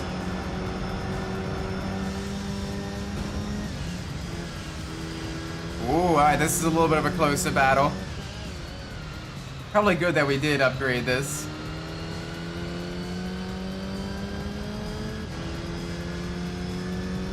And then we'll take the other Evo, the prototype Evo, and use that as the final, the max tune vehicle. And that'll be we get, you know, 3 different rally cars that look fairly different, that drive, you know, a little bit different from each other. And those would be our different rally cars for the different tiers. I think that'll be a fun way to do it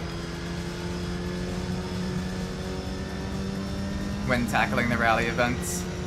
Then once you do the rally events, we just got the arcade mode, professional league, and the endurance league left. So we're doing pretty good for ourselves, I think. You know?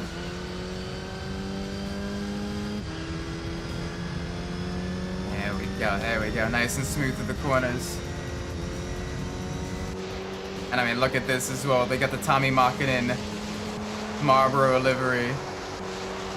They had to censor the Marlboro letters with the Tommy Makinen's name. But you can tell exactly what it was supposed to be.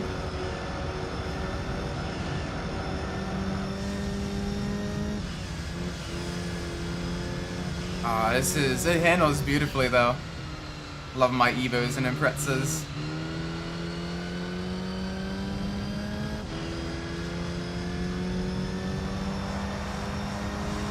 There we go, keep this up through the corners.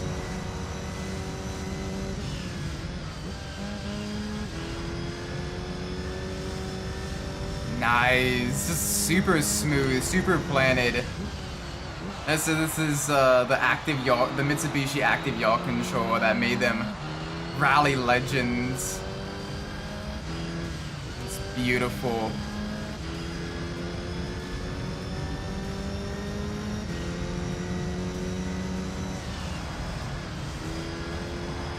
There we go. Back to the left, back to the right.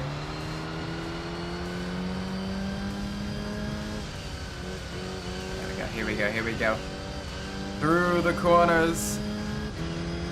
Alright, one more lap to go. End change. Let's do it. Let's do it, chat.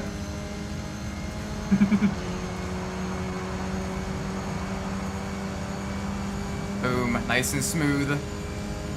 No issues here.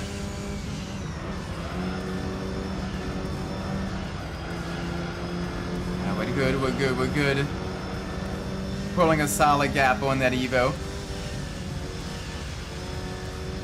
And then for the final tier, it'll be pretty much a mirror match between us and the other Evo 7 prototype. It's so weird that in this game, the Evo 7 was like brand new. To the point where the rally cars are still being like barely homologated and everything. Same thing with the GD chassis in Pretza. Like it's kind of funny actually. Oh boy, easy here. There we go. Good stuff, good stuff, good stuff.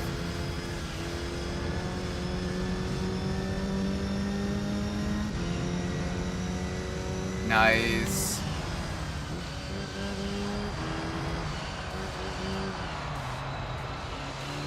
Okay, we're good. We are solid. Let's keep this going all the way through the corners. There's not much left. There's not much left of this. Then we have one more 5-lap race. And then we get the rally car we need for the Professional League Front Wheel Drive Challenge. And that'll be fun as well. Get a little bit closer to 100% completion. Which I am looking forward to. We made a major dent in the this game already. Like we are 55% done. That's not bad. That is not bad at all. So it'd be cool. It'd be cool to see what we can do with this. Yeah, 455 horsepower. I'll take that. Let's go give it the oil change as well, just to get a little bit more oomph out of it. There we go.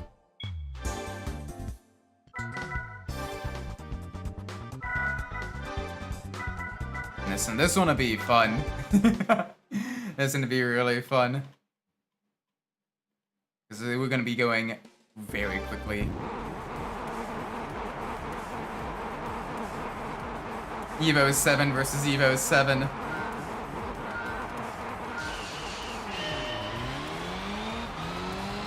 And you can see as well that the other cars get faster in the higher tier events as well. More upgrades, more power.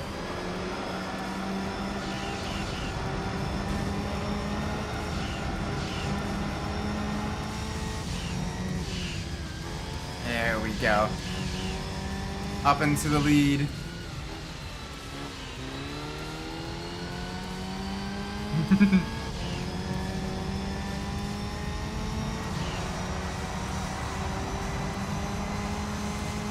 Nice.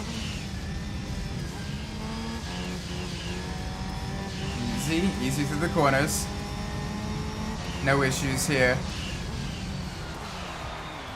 Oh boy, a little bit on this here, a little bit on this here.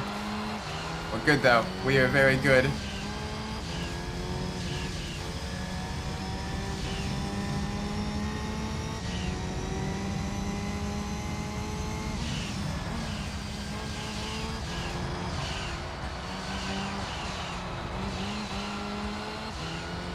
First lap almost complete. We have a solid lead now.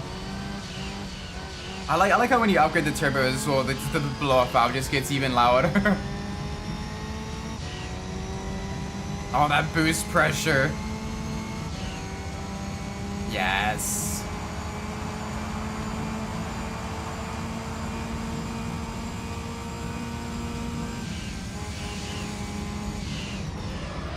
Alright, we'll go through here.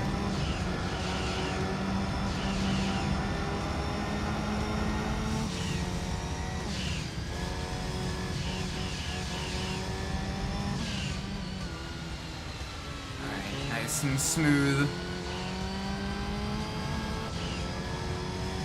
Nice and smooth. All the way through. This is good, this is good.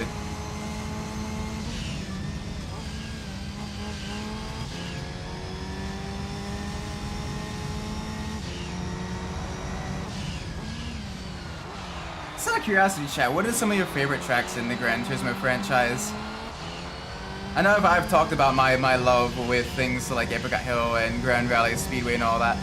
What are some of yours? What are some of y'all's favorite tracks? What are some tracks that just absolutely, you know, tickle your fancy? New tracks, old tracks. Any that just, you know, have a vibe. Ow.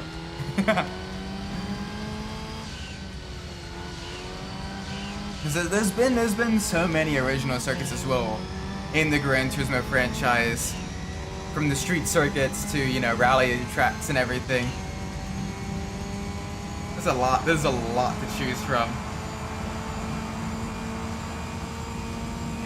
There we go. Alright, we are pulling a gap. A slight gap, but a gap nonetheless on the Evo. So we're gonna keep this up. Let's keep the pace going.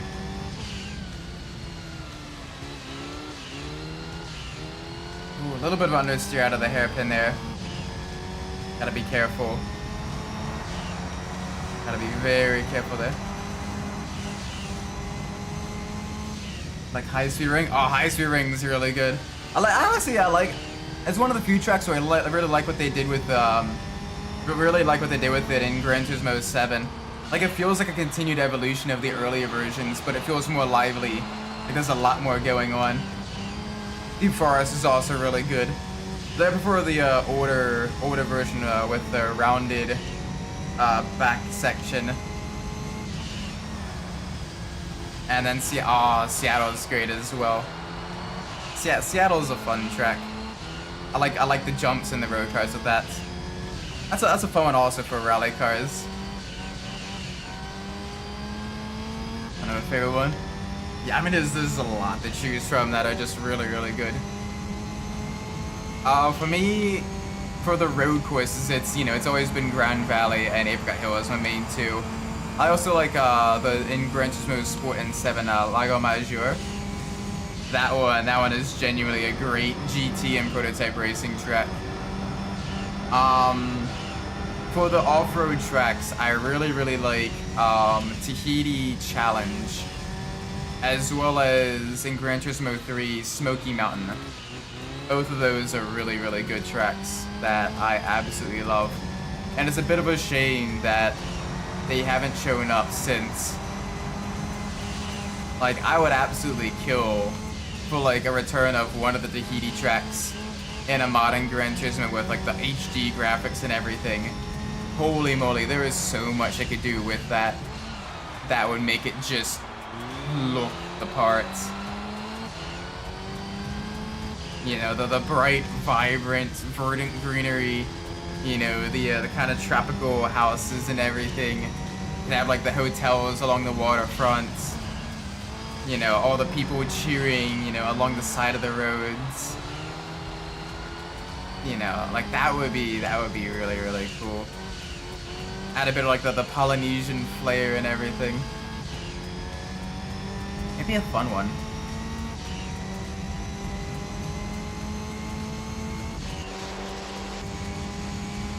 Alright, one more lap. One more lap and then we get the rally car we need. Alright, ooh, okay. Gotta be careful there. Gotta be just a little bit careful there. Alright, there we go, back to the right.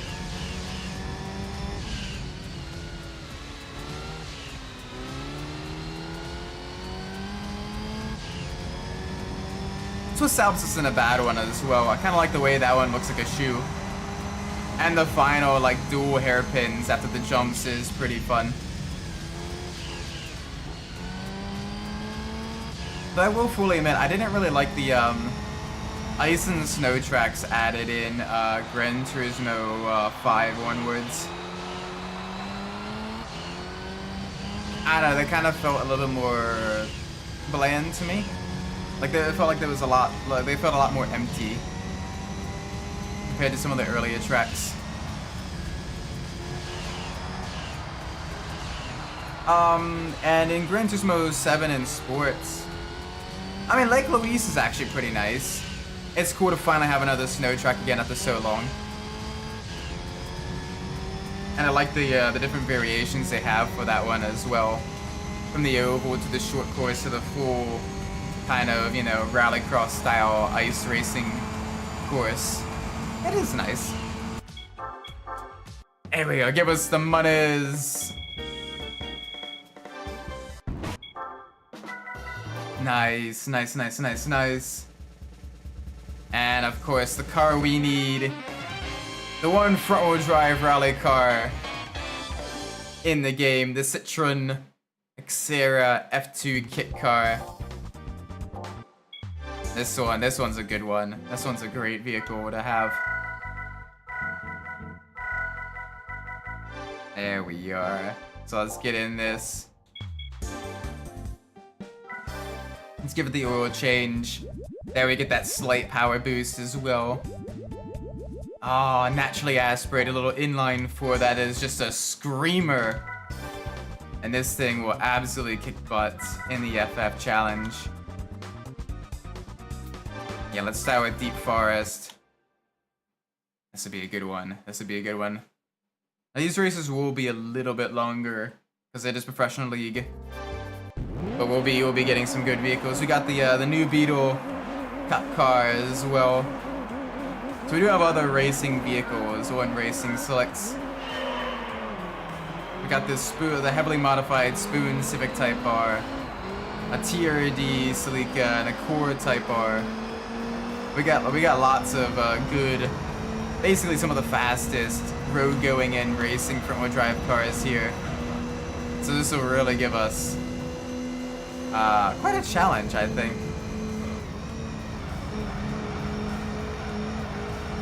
Let's get to the inside of the Spoon. There we go. Ooh, it does have some straight line speed though. Side by side, basically. I got better brakes though. As evidence there.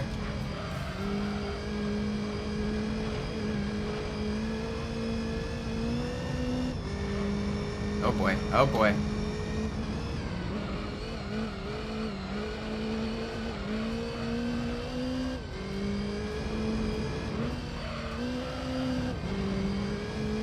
There we go, nice and smooth through the corners.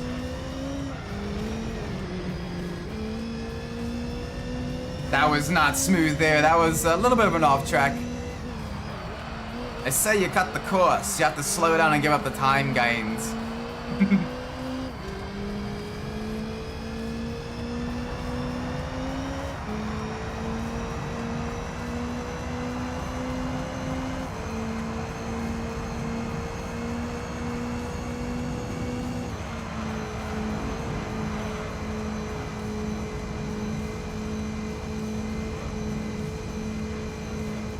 Nice and smooth. This thing is beautiful though.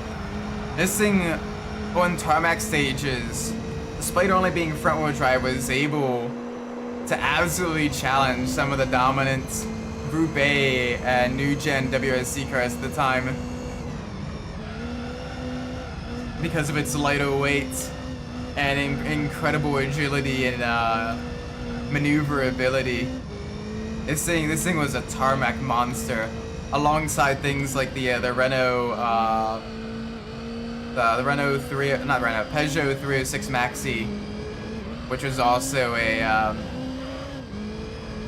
F2, a WRC F2 kit car.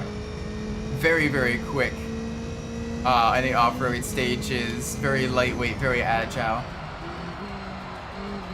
Yeah, they let them be so much quicker, which is honestly really cool because you essentially on tarmac. You had like you could basically have two classes running pretty much the exact same times, and it was only on like loose surfaces like snow or gravel or mud where the four-wheel drive cars were really able to pull a gap onto like the the F2 cars, which was an absolutely insane era of the WRSC as well. Like these cars are honestly, I find them genuinely just really gorgeous, very lovely looking vehicles. By the way, welcome back, Nunya. Hope you've been well. Although personally, even though the Xera was the more dominant one and the more prolific one, I have a soft spot for the looks of the Peugeot kit car. That one just looks so good. And of course you had other kit cars like the Seats and the Volkswagen Golfs and everything. But they were considerably less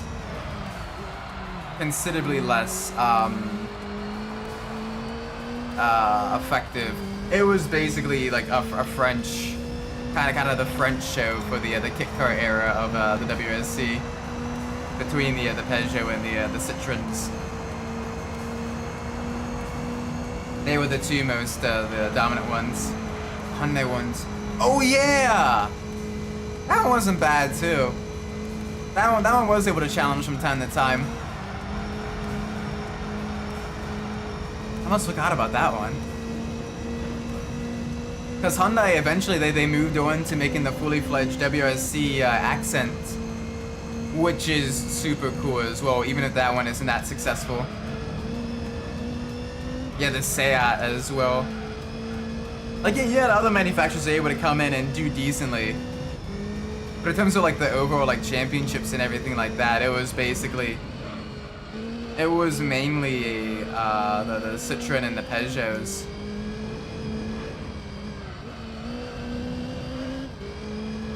Yeah, the later WRC variant of the Xera with Sebastian Lowe behind the wheel. Holy moly.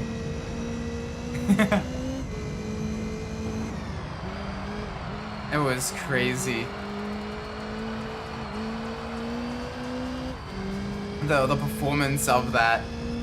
I mean, the kit car kind of showed the potential of the Xera platform, and then they further kind of, you know, created and developed, and I mean heavily developed, the Xera WRC vehicle.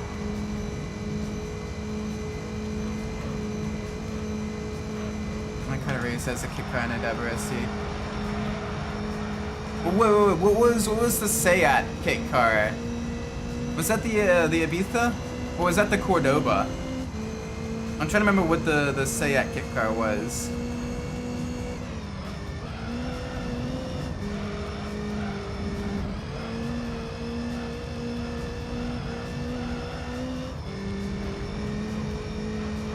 It was the Ibiza.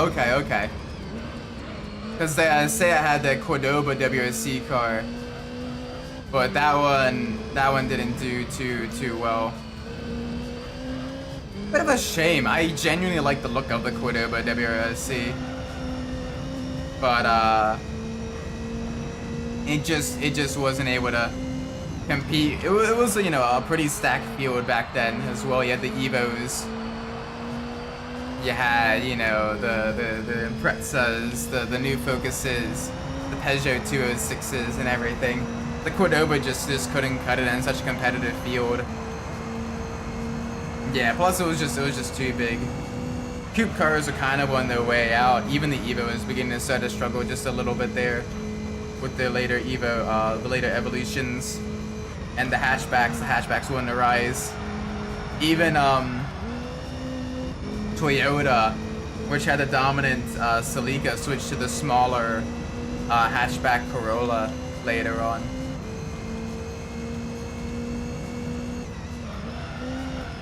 Which honestly was absolutely beautiful as well. I love the look of that, the Corolla WRC. Shame that one gets overlooked so much because it looks so, it's so cute. the rounded headlights and everything. But that thing was a beast as well, despite its cute looks. Yeah, no funding. Seemed to be an issue with a lot of Seat vehicles in racing at that time. Like, cool idea. You really want them to do well, but then the lack of funding kind of screwed them over. I'm gonna pit the next lap. My fronts are starting to die a little bit. I think the Civic Type R is probably gonna be pitting this lap, so we should be able to maintain the gap. I think we will. But yeah, my front left is starting to fade a little bit. The chassis work for the WRC was completely different from the kit car. Yeah. But I mean, more so, let me rephrase that. What they learned from the Xterra kit car, they were able to turn into, you know, create the Xterra WRC with. Like they had already kind of developed the Xterra kit car a decent amount and had a lot of like the data and everything. So they weren't just going in blind like a lot of other like some other people, some other teams that were either creating brand new platforms from nothing for WRC or, you know, all that type of stuff.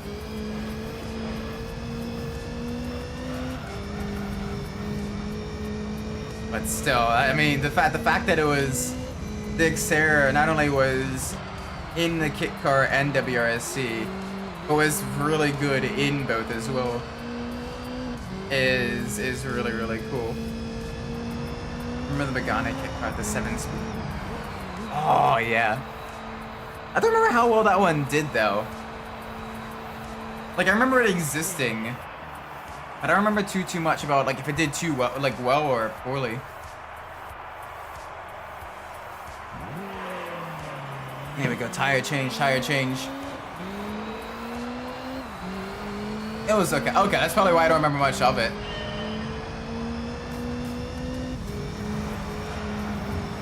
It was basically kind of one of those like mid-pack, not really a disaster, but not particularly fast either.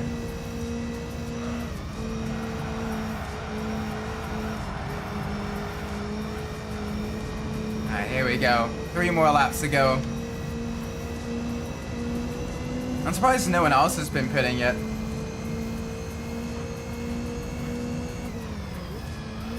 One thing about the WRC is that Audi fumbled. They had the perfect car for it, the GT. Ah, that's a good point. I wonder how the TT would have done as a rally car. Or even if not the TT, the A3, which had a similar wheelbase, but I'm more, you know.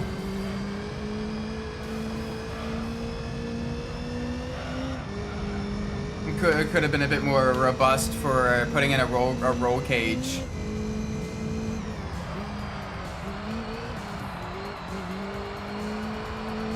Because wasn't the A3 also built on the same platform as the Golf and the TT?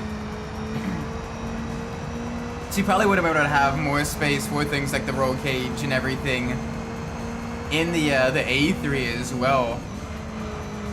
Which again would have made a great, you know, hatchback rally car and everything. Yeah, you'd compromise aero a little bit for having the hatchback design, but you'd probably be able to have the better space for the chassis reinforcement and everything.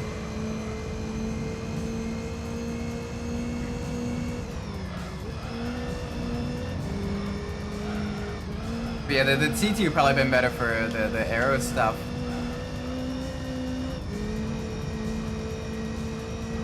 Yeah, nowadays especially. Like Peugeot tried with what was that weird?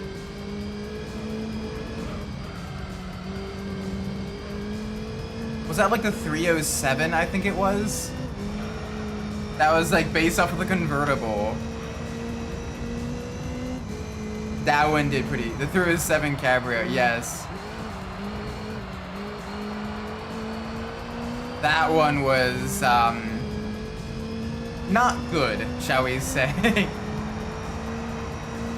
I remember reading back when it was like racing and everything, all the stories of it constantly breaking down. Did it really?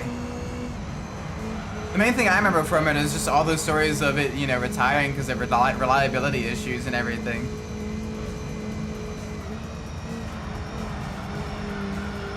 And I wasn't quite as good as the outgoing 206.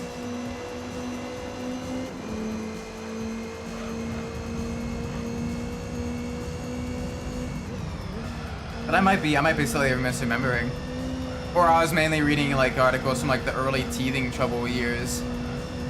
They managed to get it to evolve into a half decent rally car. That'd be great for Peugeot, you know. GG and them. Reliability was an issue, but didn't have the pace. Okay. I guess people didn't really report on it as much when it won, which is unfortunate because, you know, it'd be cool to see something like that, you know, kind of more unorthodox rally car winning. Well, that is way too wide there. That is absolutely too wide.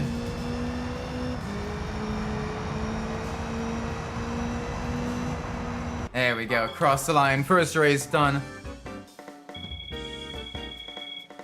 Boop. There we go. Alright, next race.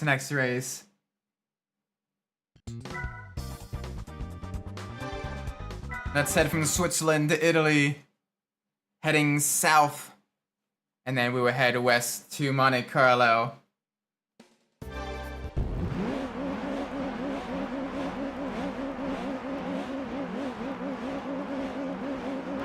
Go, a rally car on the streets of Rome. Of course, we do also have the Italian Fiat Coupe Turbo. Who won 3 rallies and was on the podium for most of those races? Ah, okay. I guess just got overshadowed by the Citroen.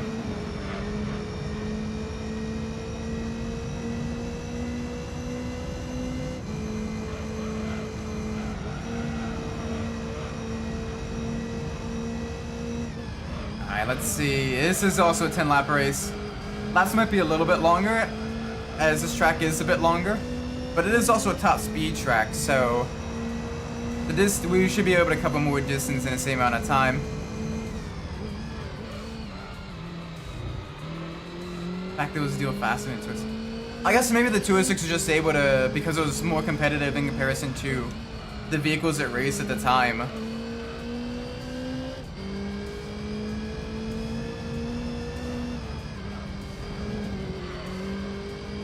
That is still a big rip.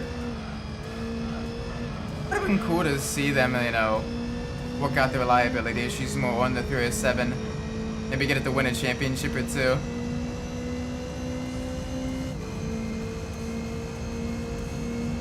Yeah.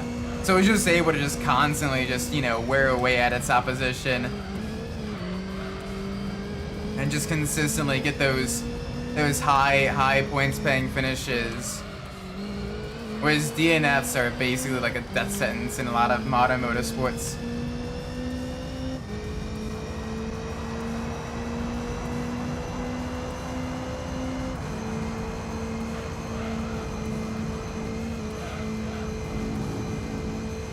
Alright, come on. Let's keep going. Nice and tight through here. Down through the gears.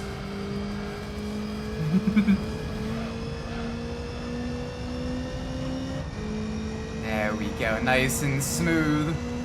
Give me the power. Nice.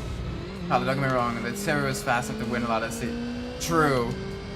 Like, it was basically just the full complete package. It had great overall pace, good, easy to handle, reliability out the wazoo.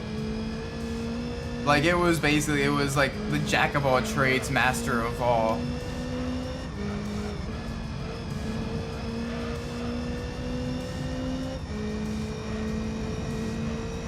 Yeah.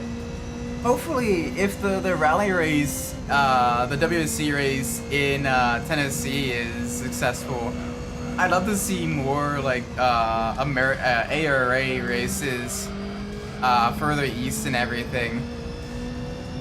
Like I'd love to see them try to do something up here in out here in Maryland. They got a couple of different areas to potentially do it, and especially in like Western Maryland where there's a lot of farmland and mountain regions and stuff. They do like different tarmac rallies there. That would be really, really fun.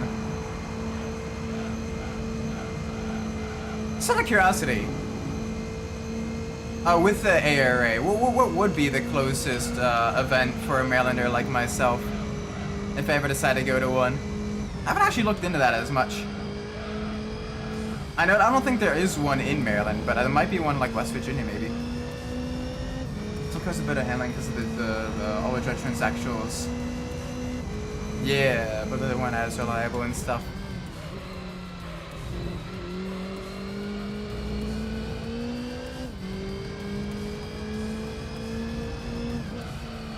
Here we go, here we go. Nice and smooth. Gotta make sure we get as much exit speed as possible to really pull as much of a gap as we can. We want to be absolutely dominant. We want to be absolutely dominant in Rome. And then we will head to Monte Carlo, Monaco. As you can tell, I was digging up all the dirt. Digging up dirt. It's funny because it's a rally car. Yeah. I'm sorry. That's bad Isaac. Bad Isaac. Oh, that was such a bad pun. Why are you like this? Why are you like this? You can tell I'm gonna be that dorky dad. Not sure if I'm Betty. Yes. Well, if you like the dad jokes, you should watch JoJo as well. He streams on like well, you're gonna use Italian, so he streams kind of European time and everything. But he has a lot of the same, like kind of similar like pun humor and everything. If you're not already watching him. And he does a lot of like the race, like dedicated racing sims and stuff. He's a fun one to watch. I'm totally not also, you know, advocating for streams because he's a member of my team and everything, but he is also a member of the racing team I'm a part of. So, you know.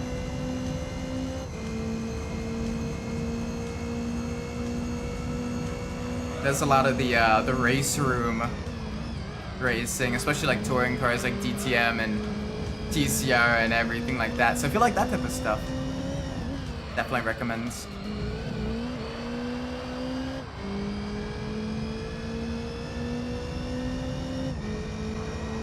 There we go, there we go. Nice, new fastest lap. Just gotta keep it up. There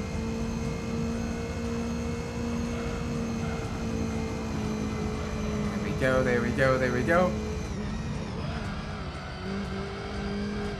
No issue here, no issue here.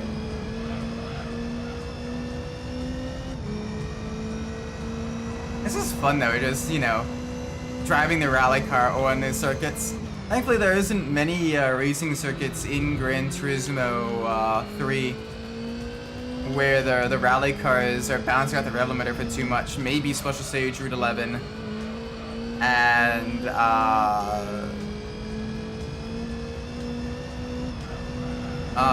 whatchamacallit,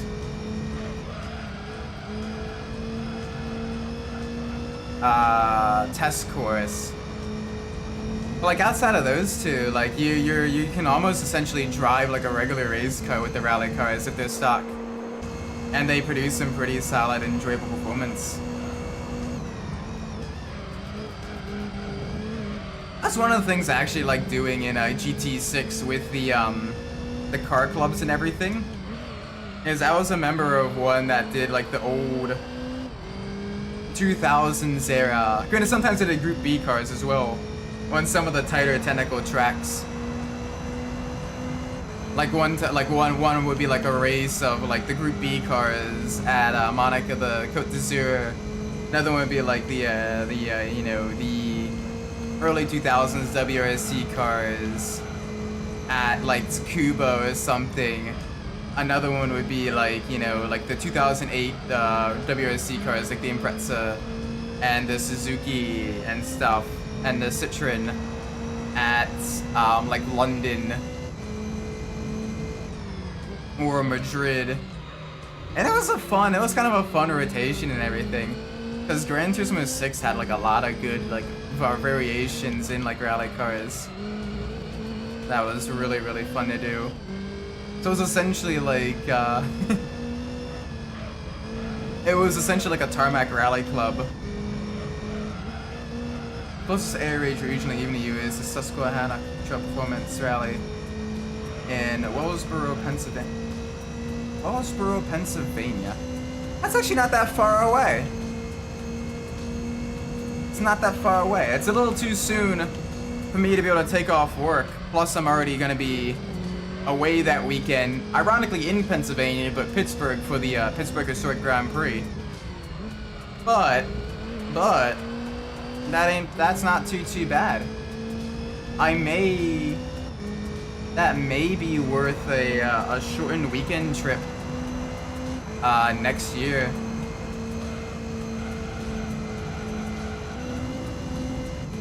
That'd be pretty fun. Wellsboro, Pennsylvania. Hang on a second. Let me pull up maps real quick. I'm not going to share my screen because I'm not going to dox my location. But I do want to see.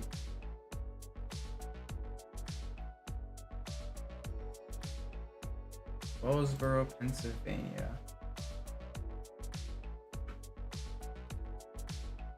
How far away is that?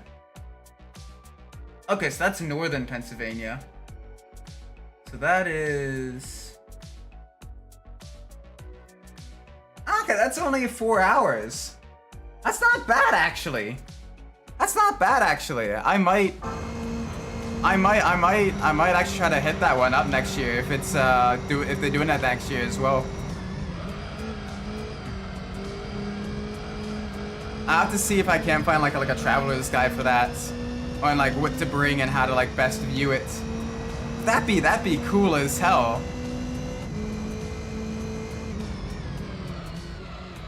Yeah, don't knock. Yeah. I mean, I've already mentioned I'm around like the Baltimore area and everything like that, but the Baltimore metropolitan area does have a bit of a, you know, urban sprawl and everything. So, you know. And my accent probably may have given that away anyway. Just a little bit. I got the Balmorese. Aaron.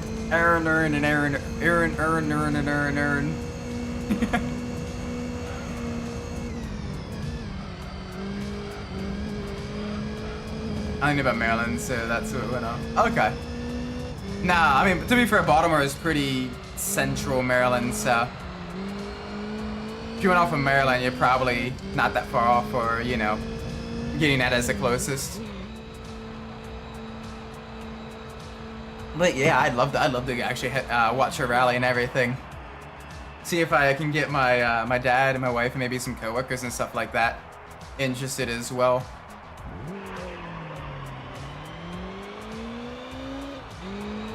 Also, accent's so similar to that of people near me. It's all about new location. Okay, nice. I'm honestly surprised I haven't had like one like up in like West Virginia or something. You know, with all like the Appalachian Mountains and all of that.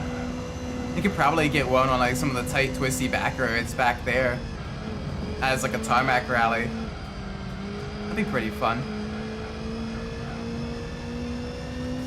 Dang, now I gotta actually like look up like the 2025 ARA schedule.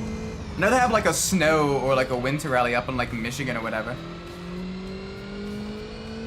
To be honest, a lot of people from the East Coast states don't have similar access by the metro areas.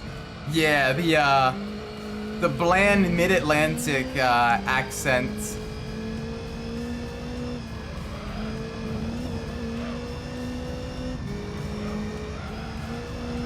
The one like most weather reporters try to, you know, copy and everything. regardless of where they're from.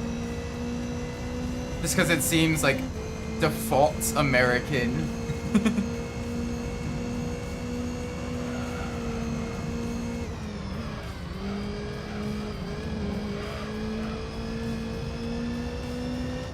Alright, I'm looking at the clock and everything. We'll have time for one more race after this.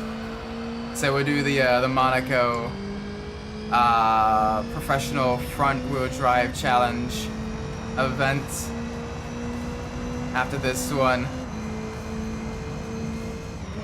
Just never realized in the beginning of the year, so I have to look next year's schedule when it comes out. Yeah. I can look at this year's schedule and see when it was and everything. Just kind of get a rough idea of like the overall like density and mapping of like where the different rallies are. But I'll probably try to do the if I have enough PTO accrued and everything like that, and I'm not doing too many other like family functions and all that. The Susquehanna Trail Rally might actually be pretty cool to try to go to next year. Actually, I might do that. I might do that.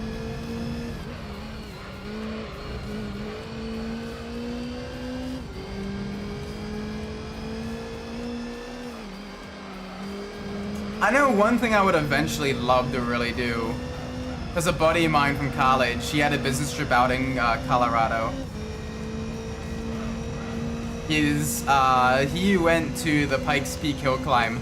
Basically, him and one of his business partners were heading out there because he's like a top computer engineer at like a big company.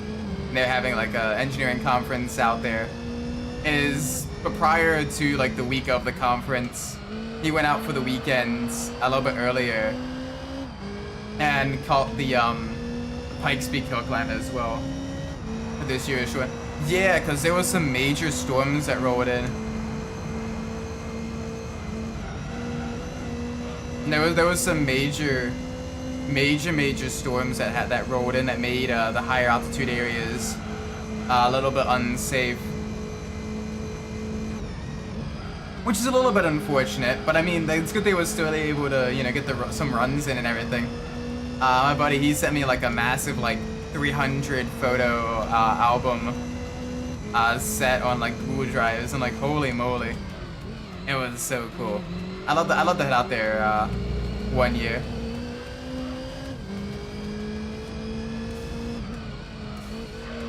There goes the link for the schedule. Stream elements might bonk the links. But I'll search up the schedule after the stream. Now I can get that sorted and everything. Also, is the weather more unsafe than the gravel that used to be? Partially yes. Partially yes. Because now that it's fully paved, a lot of the cars are running full-on racing slicks. So any like high chance of precipitation does make it a lot more tricky. In addition, while the gravel was fairly predictable, the change in like massive amounts of wind and other unpredictable weather makes it a lot more harder for drivers to adapt and safely push.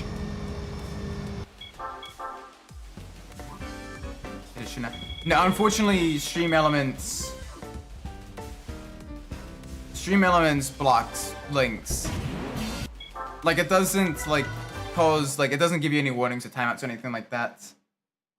But I can look at the ARA schedule.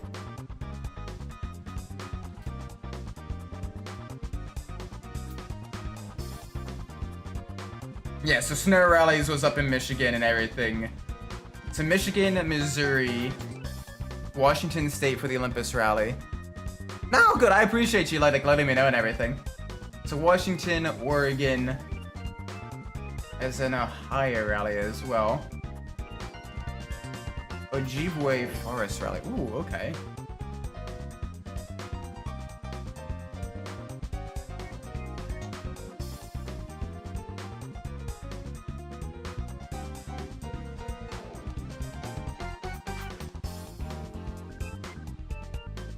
Ooh, they got an Arizona one. That'd be pretty cool to go to. But yeah, okay, so yeah, the Pennsylvania one is the closest. The Pennsylvania one is the closest. So I'll probably be going to that one next year then, if that's on the schedule again. Also reminded me that Pikes Peak doesn't have specific dirt tires for the hill climb. So you use that the rain tires. Yeah. Because the dirt tires, because of the sheer amount of downforce of power that a lot of the cars were making, the dirt tires would just die on the asphalt and everything. So they kind of ran like a hybrid like sport tire, and just kind of coped with it being kind of not great on either surface.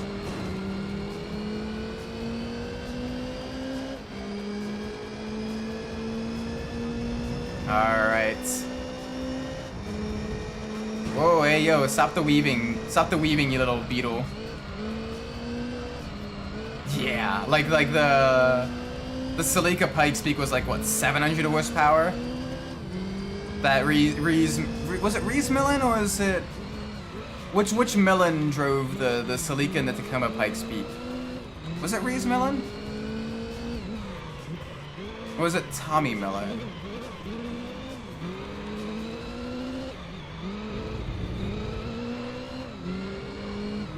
Steve Millen, okay. Too many Millens in rally racing and hill climbing.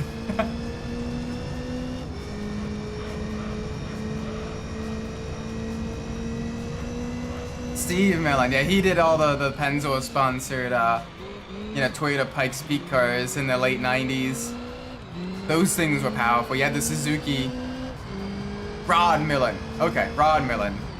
Reese Millen, Rod Millen. Yeah. Too many Millens.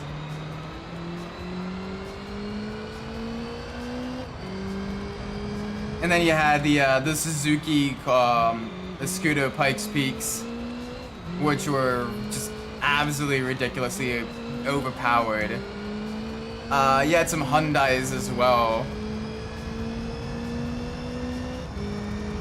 Yeah. 850 horsepower. Absolutely ridiculous amounts of power. It was just so cool though.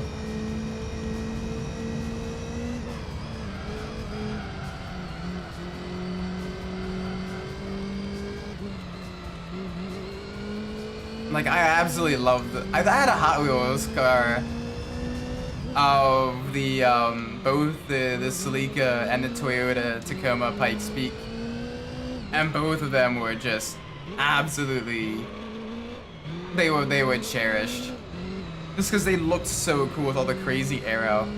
I'm a bit sad Hot Wheels didn't make other, like, it'd have been cool for Hot Wheels to like focus on more on like other Pikes Peak cars as well, both modern and like historical.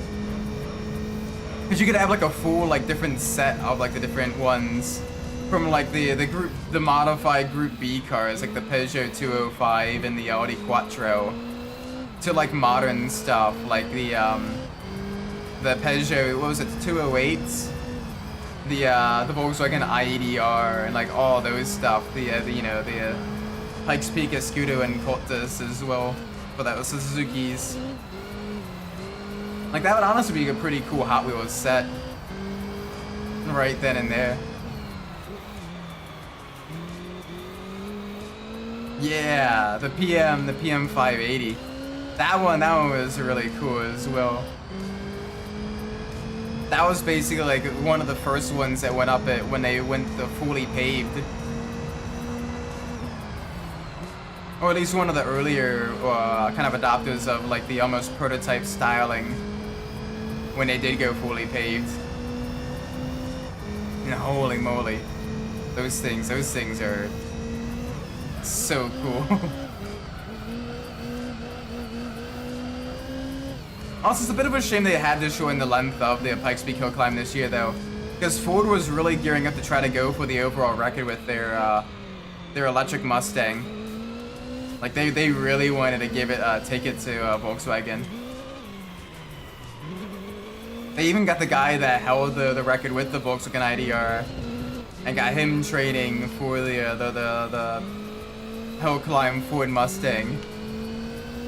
And it's just a little bit unfortunate that he wasn't able to do it. You know, they weren't able to try to go the full distance.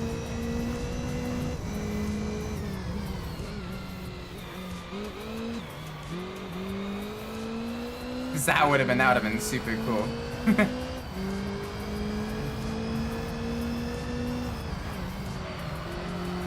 Yeah, remain Dumas, exactly.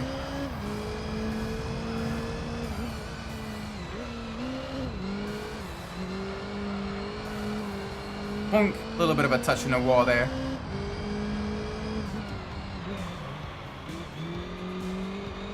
Right, there we go, get around the corners. These are fun, a little bit longer laps, but they're fun. They're tight, twisty. They really showcase the vehicle's agility. Just out of curiosity, has it for the Monte Carlo rally? Have they ever used the full F1 course as a super special stage? Like, it's tight and twisty enough that it would genuinely make for a good rally, like, super special stage. The rally cars would make a good show as well, especially like drifting around the hairpin. Show me twin still only women to win Pikes Peak. Yep. Inner Audi Quattro. What's it, the Quattro? I think it was the Quattro, yeah.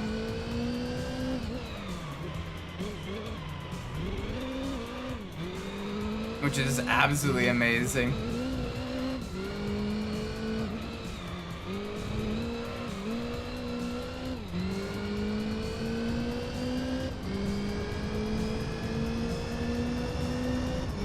Like, she was a top tier rally driver in an era filled with some of the best rally drivers and some of the scariest machines. And she's still, like, absolutely just kicked butt in the rally racing at the time. So GG on that front, you know, I got a lot of respect from this Musa.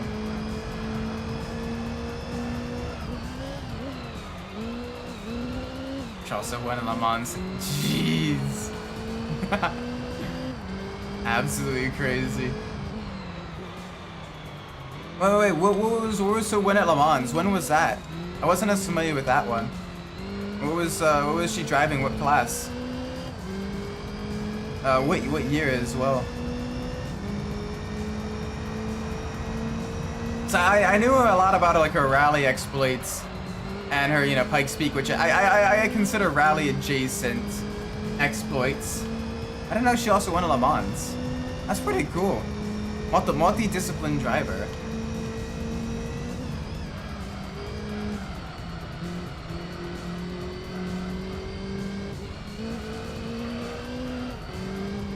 Ooh, a little bit of a tap there. 1975. Okay, so before the Group B era, she competed in circuit racing, won the 2-liter prototype class in the 25 months. Oh, okay. Okay. Nice. You know what's cool is I'm gonna be seeing some 2-liter prototype racing for the Pittsburgh Historics. So that'd be cool, actually getting to see some of those vehicles and seeing what they would like to, you know, drive and everything, how they handle the course. She got hands, for real. And feet as well, because, you know, no flippy floppy paddle shifters in those vehicles. So you had the, you know, heel toe and rev match and everything.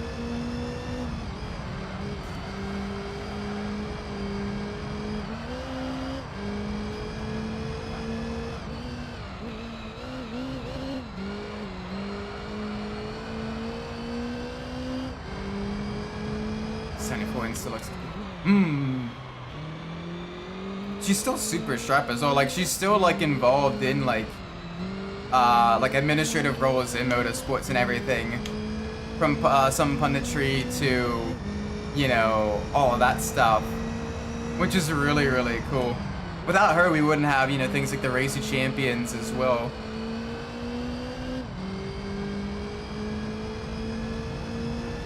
She's still driving? Hey, yo, holy moly.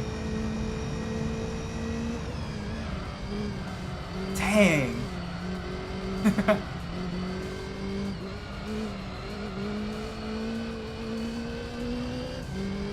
That is crazy. Being 74 years old and still doing, you know, at least some level of motorsports, behind the wheel type of action. That is crazy. Holy moly, GG for her. That is awesome.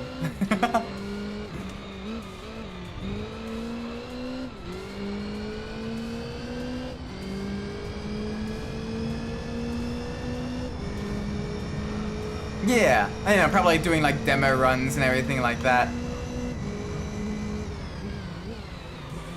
Enough to kind of like showcase, you know, like doing like track guides or whatever and like that type of stuff, you know, showcasing what the vehicles can do. Which is still very, very impressive for some, you know, like, you know, at 74. Holy moly.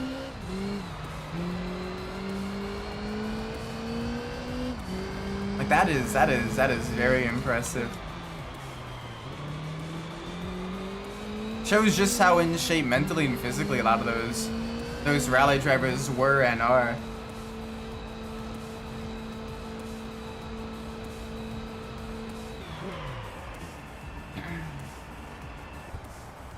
Boop. Well, it's like Tony Stewart. Tony Stewart's still racing competitively now. He's in drag racing and he's doing alright. Like, he hasn't really slowed down much on his racing career and everything. He's still got the love of his speed. And he's done it all as well, from the Indy Racing League to NASCAR to sprint cars to the SRX to the Top Fuel drag racing. Like, it's crazy. So close to being the only woman to race a chipping. Yeah. Yeah, John Force as well is just like... How old even is John Force? Because he was like a legendary player. Even when I was like a kid, like in the early 2000s, he was, you know, legendary back then.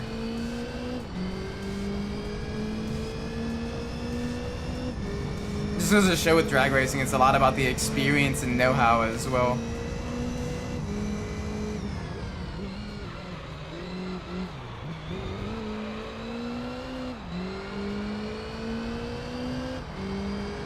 Jeez. 76 and still racing like competitively. Holy moly. My dude, that is crazy. His last championship was 2015. Okay, so he's probably like in his like more, dare I say, twilight years of the career and everything like that. I mean twilight years. He's 76 and is still, you know, winning races and everything. Plus, you know, he's got the marketability and, you know, the technical know-how and everything like that. So I mean, he can still put up a fight. Start as a winning champ. I mean, that is pretty cool though.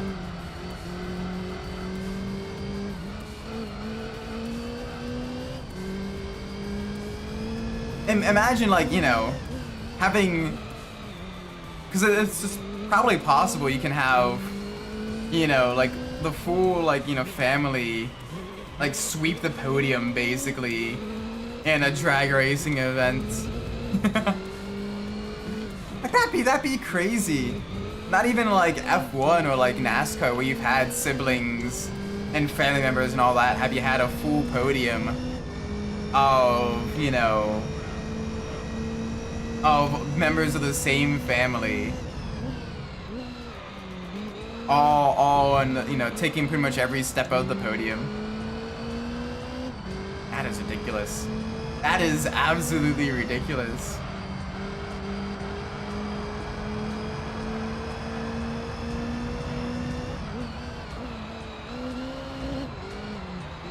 Had all daughters and all of them went to race when drag racing. My word. That's pretty cool though. You know, if they're good at it, yeah, by all means, you know, support them, let them race and everything, you know. That is cool. Just a full family full of racing drivers. I mean, you kind of have that with the Schumachers as well. Like, yeah, Michael Schumacher, which was, you know, an open wheel racing legend. You had Ralf Schumacher, who, he was alright in the open wheel racing. He was really, really good in the world of sports cars and everything. Now you got Mick Schumacher, who's also kind of, you know, coming into his own in sports cars as well.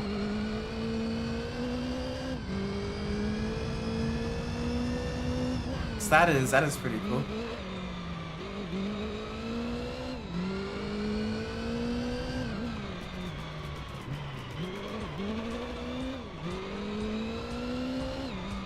Some of the married racing drivers. I mean, hey, you got shared interests. I mean, I don't see why you wouldn't want to. You know, if you are an eligible bachelor or bachelorette who's, you know, got a single-minded devotion to speed and racing, I don't see why you wouldn't want to, you know, potentially start dating other racing drivers and everything like that. You know, you got a lot of shared experience to talk about. Especially if it was like, you know, different disciplines as well. Getting to kind of hear, you know, you get to hear something that you love about someone that's experienced something, you know, a bit different, but still, you know, within the realm of your passion and everything. They do speed, they get praise. I do speed, I get jail. Yeah. Well, they're doing it on a closed race course, so that's the difference. You don't have money. That too. That too. Yeah.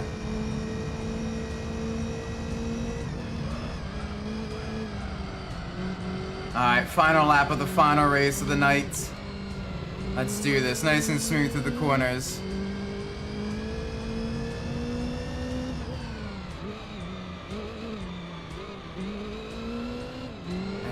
There we go, there we go.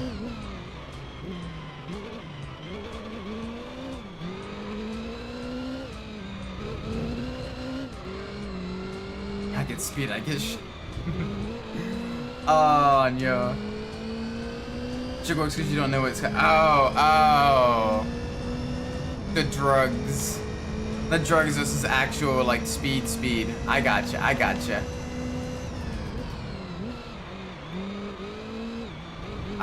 No lo horane.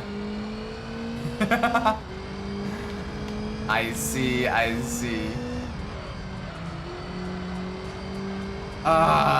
You... Damn it. I didn't make the connection until you pointed that out.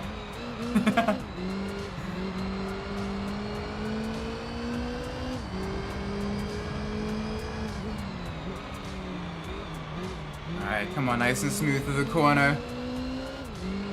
Oh, okay, they're pitting. I don't know why, it's basically the final lap for them. Speaking of speed, I want to see crazy production cars at Pike Speed again. Yeah, that'd be awesome. Seeing like production car record attempts. That would be super cool. I mean, they got the power to do it, and it's probably, you know, you probably need to strip out the interior and put a roll cage in and everything. But otherwise, you know, you could probably do it. Get as close to production as you can while still maintaining safety standards.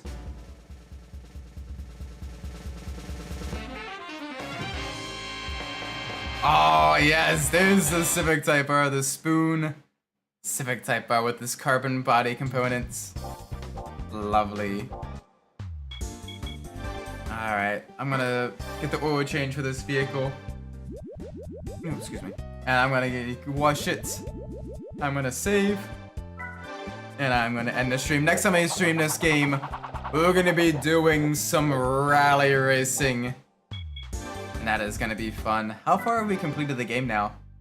56% basically. Nice. Alright, but I'm gonna end the stream here. Thank you all so much for thank you so much for watching. I do appreciate it. If you enjoyed the stream, please make sure you leave a like, subscribe. Let me know what I'm doing well in the comments down below. If you didn't like the stream, please let me know what I'm doing poorly so I can fix it in the future. With that being said, I've been Isaac Umbras, and wherever you're in the world, whatever time it is for you, may it be a great time. And I'll see you all in the next stream. Until then, take care everybody. Bye bye!